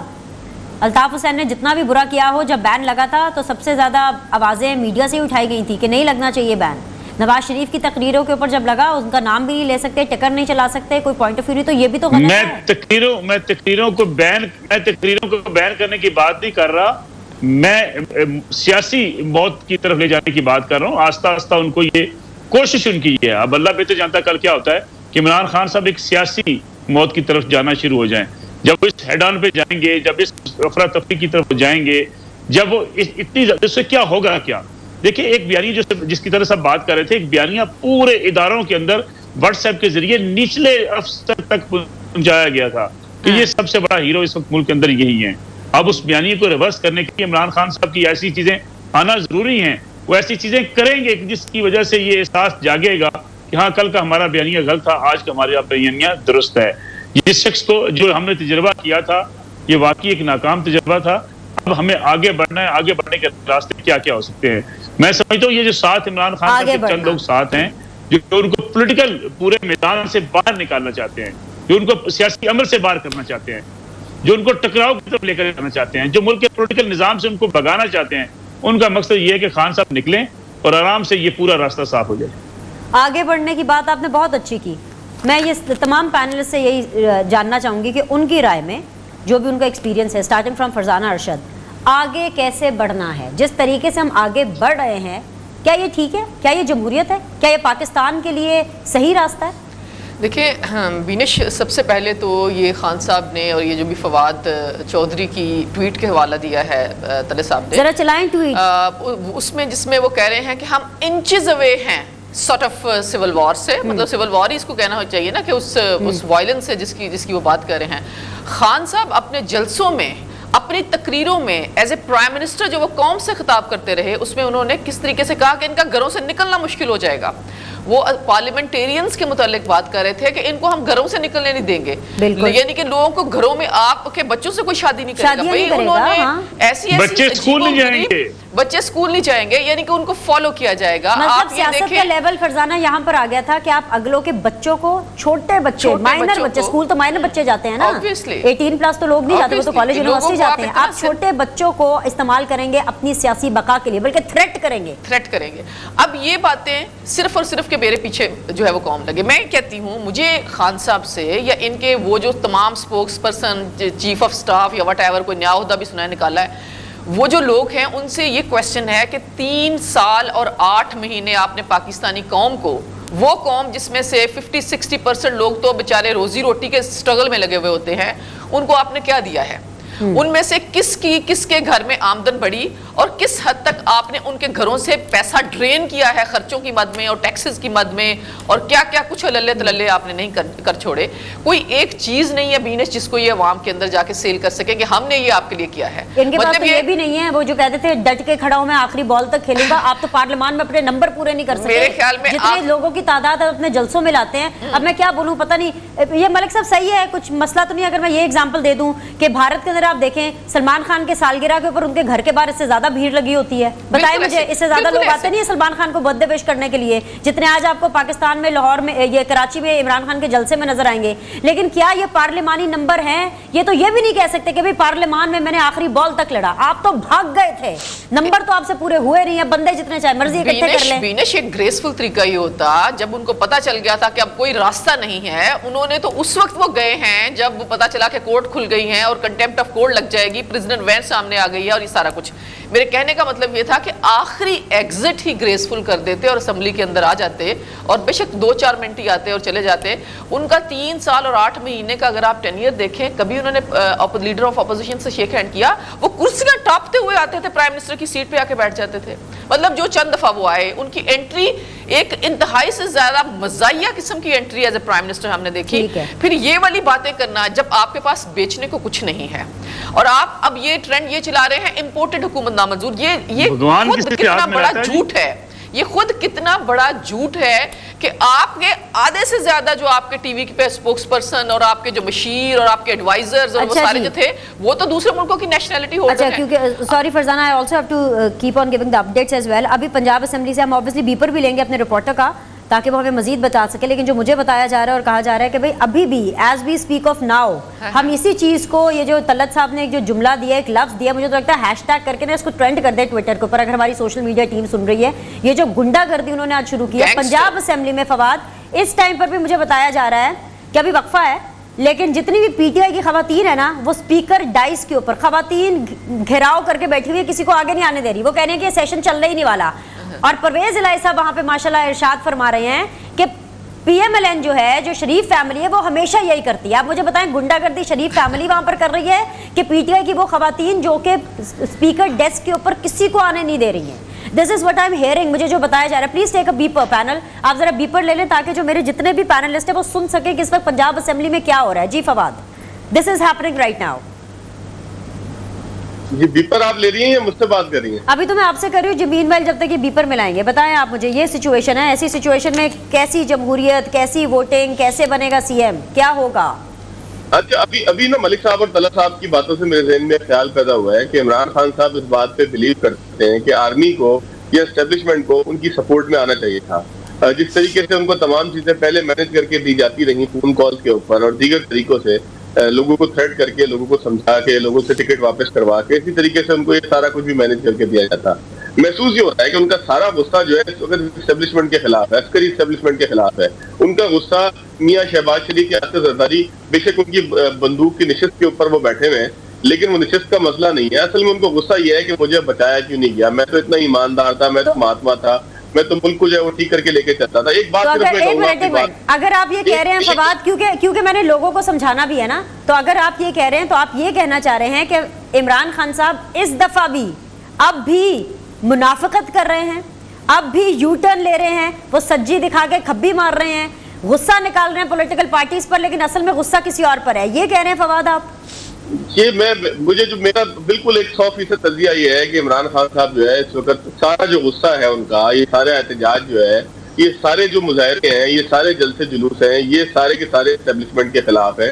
क्योंकि इमरान खान साहब इस बात पे बिलीव करते हैं। वो आपको एक वीडियो भी याद होगी कि जिसके अंदर इमरान खान साहब ने कहा था कि अगर 500 बंदा निकला है तो जनरल जो है वो खुदा न खास्ता क्या उनके साथ जो वो हो जाता है। तो शायद वो दिखाना ये चाह रहे हैं कि अगर मैं बंदे निकालूंगा, अनटेस्ट की बात करूंगा, सिविल वॉर की बात करूंगा, तो वो लोग सारे जो है वो घबरा जाएंगे और फौरन बोलेंगे। सॉरी फॉर द इंटरप्शन, और मेरे ख्याल से यहाँ से शायद हमारा डिबेट का टॉपिक भी चेंज हो जाए। तलत साहब, अपडेट आ रही है, आसिफ अली जरदारी साहब ने गालिबन पार्लियामेंट में कहीं बातचीत की है, लेकिन खैर उनके हवाले से खबर मंसूब करके आ रही है कि आसिफ अली जरदारी, क्योंकि वो को चेयरमैन है, साबिक सदर भी रहे हैं, वो ये कह रहे हैं कि पीपल्स पार्टी शायद वजारतें ना रहे। ये मैं एज ऑफ नाउ बता रही हूँ। तो फिर बात वही आ गई जैसे मैंने इस ट्रांसमिशन के इब्तदाइये में कहा था, और ये सवाल है मेरा कि इसका मतलब है कि पाकिस्तान पीपल्स पार्टी सिर्फ वो उन आईनी ओहदों पे, let it be speaker, let it be chairman senate, या मे बी आगे चल के सदारत के लिए वो आए करे और वजारतों के लिए ना जाए, क्योंकि आसिफ अली जरदारी ये कह रहे हैं कि बाकी जितने दोस्त हैं हम उनको एडजस्ट करने की कोशिश करेंगे वजारतों में, उसके बाद अगर कुछ बचा तो फिर पाकिस्तान पीपल्स पार्टी सोचेगी। तो अगर पाकिस्तान पीपल्स पार्टी का ये प्लान है तो सर आप समझते हैं कि नून लीग को सोचना चाहिए कि वजारत उज़्मा लेकर के वो किसी मुश्किल में तो नहीं फंस गए, क्योंकि जहाँ डिलीवर करना है वहाँ शहबाज शरीफ आ जाए, वहाँ नून लीग आ जाए, जहाँ पे आइन करना है, जहाँ पे आइनी चीज़ों का इस्तेमाल करना है, वहाँ पे पाकिस्तान पीपल्स पार्टी सेफली अपने बंदों को प्लेस कर रही है। जी सर। देखें, इसमें हुकूमत चलाना जो है ना, अगर आप को असम्बली के अंदर सपोर्ट अवेलेबल है और आपके एलाइज जो हैं वो आपके रास्ते में रोड़े नहीं अटका रहे, तो वो कोई इतना बड़ा दर्द सर नहीं है।